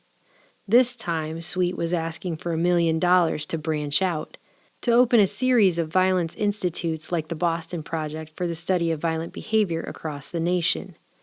Sweet stated on the record that his appearance before Congress was on behalf of not just himself and colleagues at Harvard and MGH, including Dr. Vernon Mark, but also the Brain Research Institute of UCLA, in addition to UCLA's Neuropsychiatric Institute, under the medical direction of Dr. Louis Jolyon West. Dr. West spent his entire career first in the military and later in academia, researching all manner of behavior modification, everything from cults to communist mind control techniques, dissociation, hypnosis, sensory deprivation, hallucinogens, for which he attended cybernetician Frank Fremont Smith's Macy's conference on LSD, social engineering, and more. As a psychiatrist, Dr. West reportedly examined Lee Harvey Oswald's assassin Jack Ruby, homicidal cult leader Charles Manson, infamous kidnap victim Patty Hearst, the man convicted of assassinating RFK Sirhan Sirhan, and even convicted Oklahoma City bomber Timothy McVeigh. He also reportedly monitored Haight-Ashbury's so-called acid ghetto before and during the Summer of Love. It wouldn't be revealed until years later that Dr. West was involved in CIA MKUltra research, that he was the main contractor in charge of Subproject 43 with a top-secret clearance, a project involving the altering of personality through sensory isolation and environmental manipulation, including the use of drugs and hypnosis. Dr. West's book Hallucinations is dedicated to aforementioned cybernetician Heinrich Kluver, of Kluver-Bucy syndrome fame. Unsurprisingly, right on cue, Dr. Irvin and other Boston Project associates were on their way to California ahead of Dr. West's new project, as mentioned by Dr. Sweet to Congress, the Center for the Study and Reduction of Violence at UCLA. Sounding just like Drs. Mark, Irvin, Sweet, and Delgado, Dr. West decried the growing plague of violence as our greatest ill, and claimed his was just the project President LBJ's Violence Commission had called for to cure it. The massive project would take many of the same ideas from Boston and expand them to screening the general population at large in the name of preventing, detecting, controlling, and not just treating but pre-treating all manner of antisocial and violent behavior, to somehow stop it before it could occur. Broad in scope, the project called for experimenting on people of all ages and from all sectors of society, including children, menstruating women, anyone deemed predisposed to alcoholism, criminals, mental patients, people diagnosed with brain disease and dysfunction, and more. Race was obviously considered a cause of violence, as the project involved plans to monitor students and introduce experimental anti-violence treatment programs at 2 different junior high schools, one in a predominantly black ethnic area, and the other in a predominantly Chicano area. A wide variety of experimental treatment methods would be employed, including everything from newly developed but unapproved chemical castration drugs, to monitoring, quote, abnormal electrical brain activity, specifically using surgical intervention by implanting tiny electrodes deep within the brain, end quote.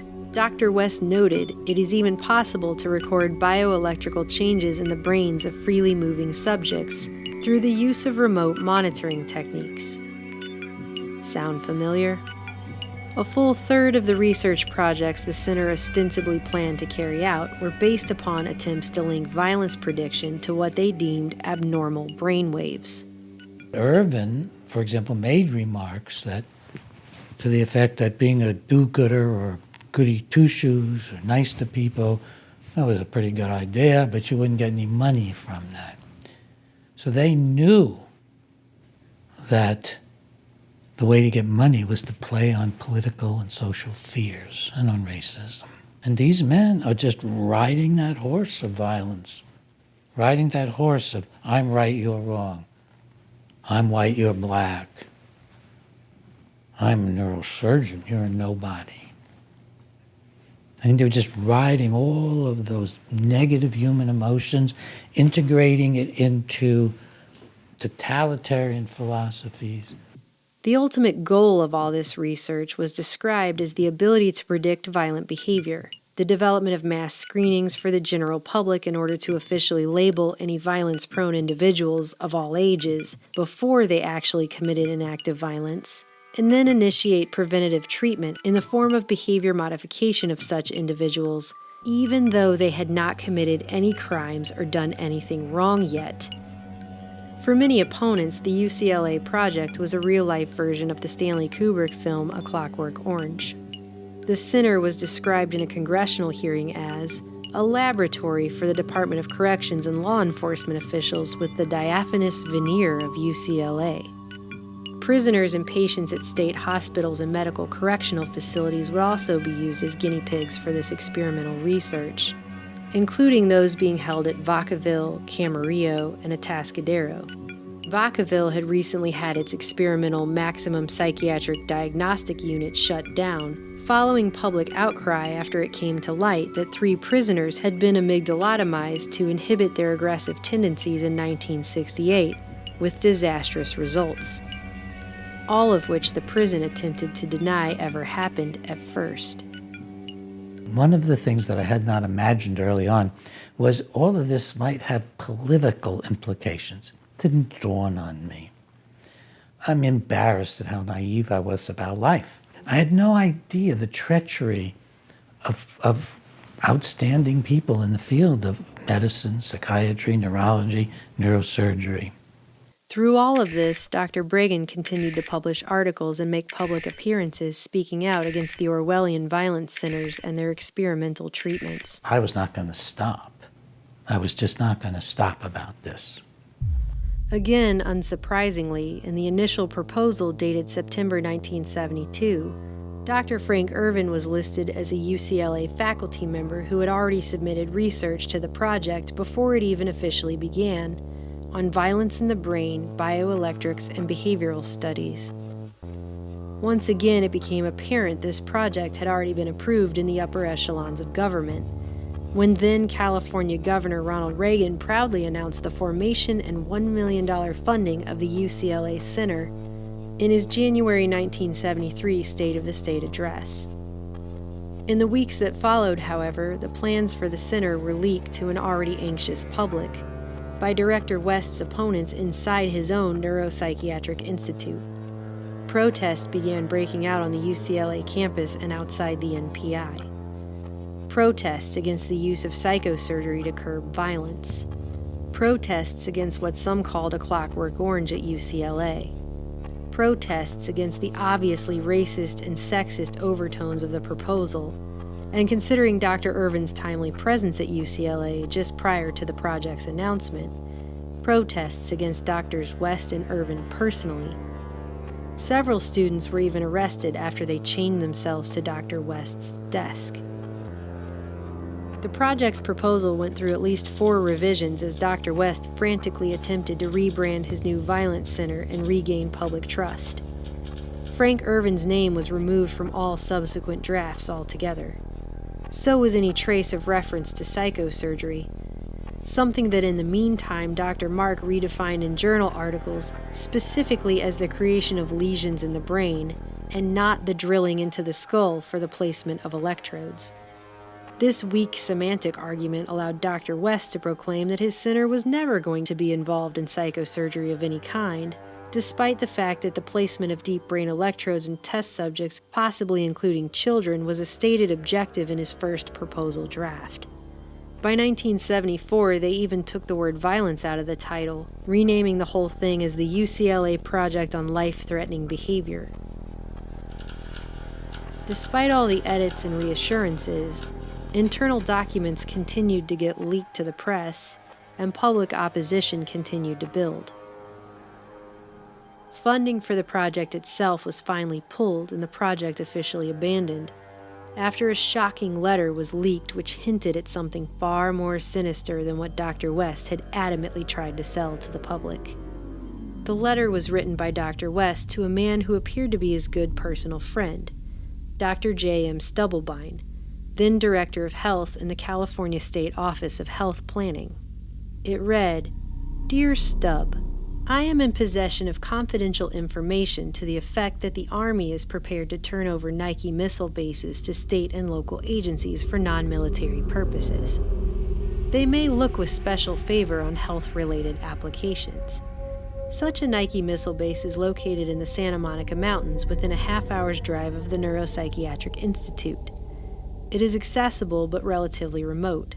The site is securely fenced and includes various buildings and improvements making it suitable for prompt occupancy. If this site were made available to the Neuropsychiatric Institute as a research facility, perhaps initially as an adjunct to the new Center for Prevention of Violence, we could put it to very good use. Comparative studies could be carried out there in an isolated but convenient location of experimental or model programs for the alteration of undesirable behavior. Such programs might include control of drug or alcohol abuse, modification of chronic antisocial or impulsive aggressiveness, etc. My understanding is that a direct request by the governor or another appropriate officer of the state to the Secretary of Defense, or of course the President, would be most likely to produce prompt results. Needless to say, I stand available to participate in any way that might be helpful. Louis Jolyon West, M.D., Medical Director. And there it was, in black and white. Dr. West planned to use his confidential political back channels to acquire a newly decommissioned Nike missile base, complete with underground facilities and nestled high in a remote area of the Santa Monica Mountains, and turn it into a research facility to perform his experiments, altering people's behavior in a place he personally described as securely fenced and isolated. And that was the last straw. Public outcry drowned out Dr. West's best attempts at downplaying his center's true goals. The project was, at least officially, shut down.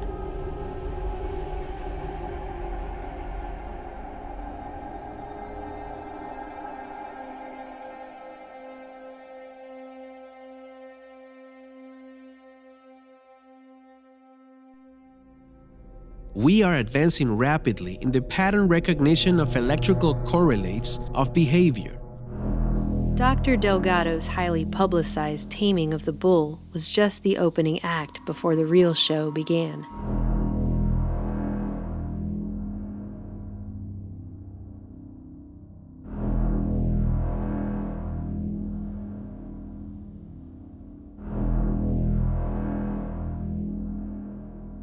Automatic learning is possible by feeding signals directly into specific neuronal structures without conscious participation. What struck me about Delgado, first of all, was that he was a political philosopher. He wasn't just a psychosurgeon that put electrodes in the brains of people and bulls.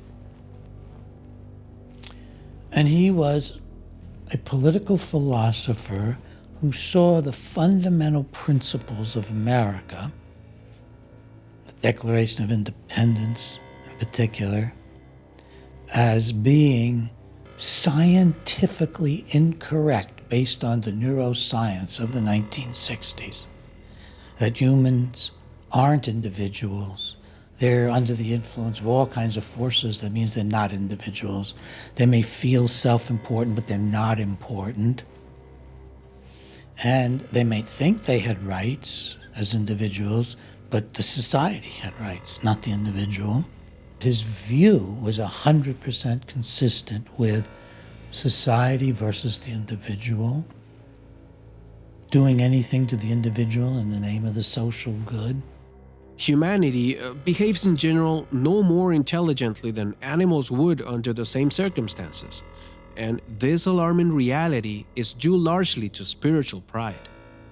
Violence is a product of culture and environment, and is an extreme form of aggression. Man may react to unpleasant and painful stimuli with violence.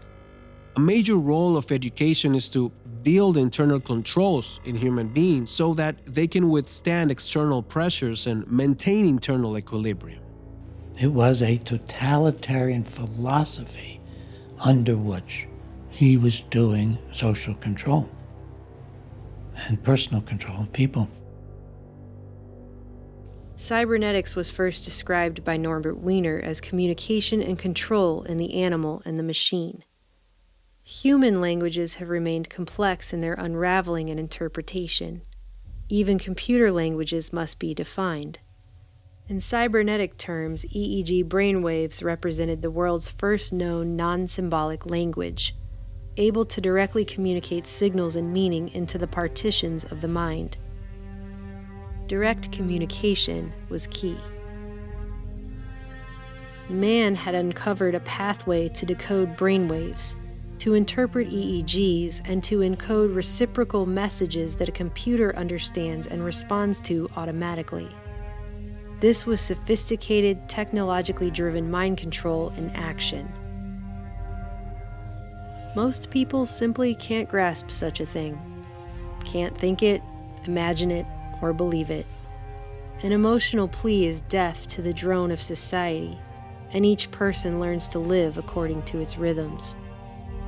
Saul Sells' work on MKUltra Subproject 119, proposed and put into action in 1959, sought to activate the human organism by remote electronic means using bioelectric sensors, a lead with 24 channels of brainwave data, recording and data processing devices, and what Sells called an autocorrelator, the very machine the MIT and MGH teams developed to analyze and interpret EEGs.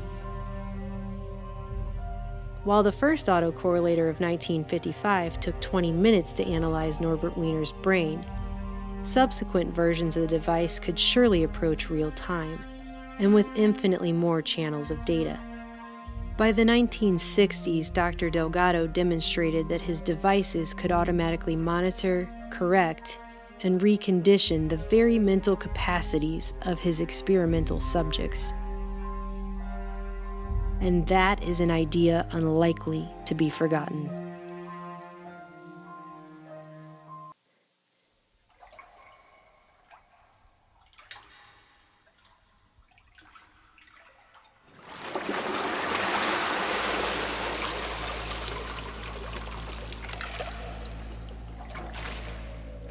Can the human mind be controlled and remain human? Many of today's developments were predicted 35 years ago in what was then called a fantasy. Its title, Brave New. Is the mind merely a function of the brain? Or is it a separate but closely related element?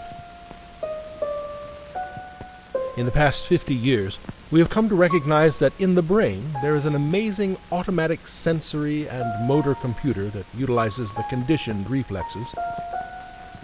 And there is a highest brain mechanism that is closely related to what men have long referred to as consciousness, or the mind, or spirit. But the mind, I surmise, can give direction only through the mind's brain mechanism. It is all very much like programming a private computer. The program comes to an electrical computer from without. The same is true of each biological computer. Purpose comes to it from outside its own mechanism. This suggests that the mind has energy. There I must leave it.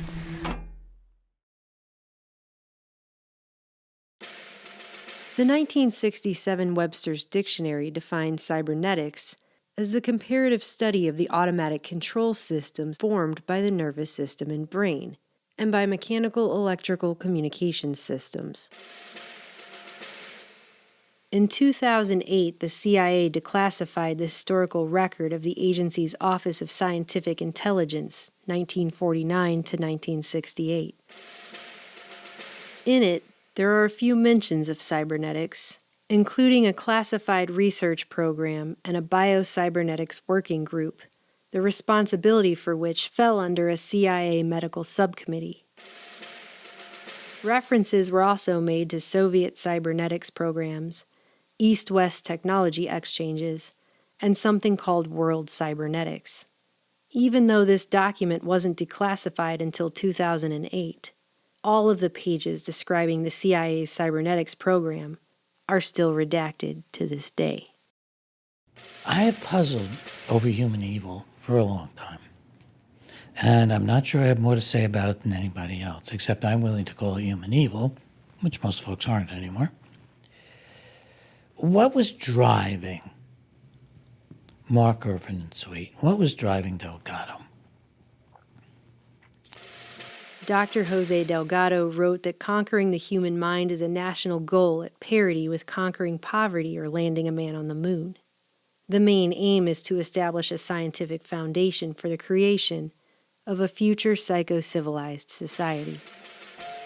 But how many people knew that humanity's new future course toward a psycho-civilized society could be traced back to a highly organized global program to unlock the black box of man's mind, established during World War II, funded by elite foundations, government health and intelligence agencies, and military research branches, run through Ivy League schools,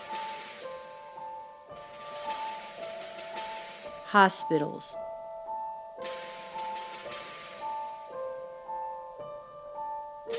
mental health facilities, and prisons, and involving a diffuse global network of intelligence agents, neurologists, psychologists, psychiatrists, physiologists, anthropologists, mathematicians, and cyberneticians, all seemingly working under the same United Nations UNESCO goal for decades: how to create peace in the minds of men. The governments of the states parties to this Constitution, on behalf of their peoples, declare that since wars begin in the minds of men, it is in the minds of men that the defenses of peace must be constructed. In summary, therefore, there is no evidence that the Soviets have any techniques or agents capable of producing particular behavioral patterns which are not available in the West.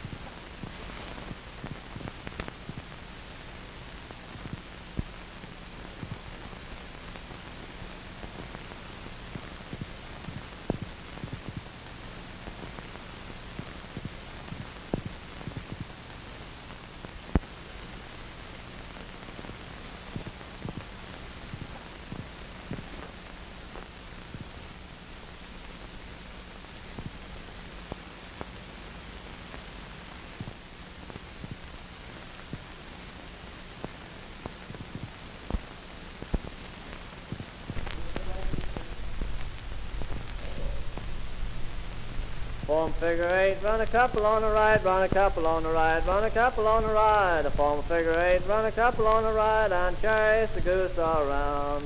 Round and around and round and round, round and round and round and round, round and round and round and round, chase the goose around. Form figure 8, run a couple on the right, run a couple on the right, run a couple on the right. Form figure 8, run a couple on the right, and chase the goose around. Round and round and round and round, round and round and round and round, round and round and round and round, chase the goose around.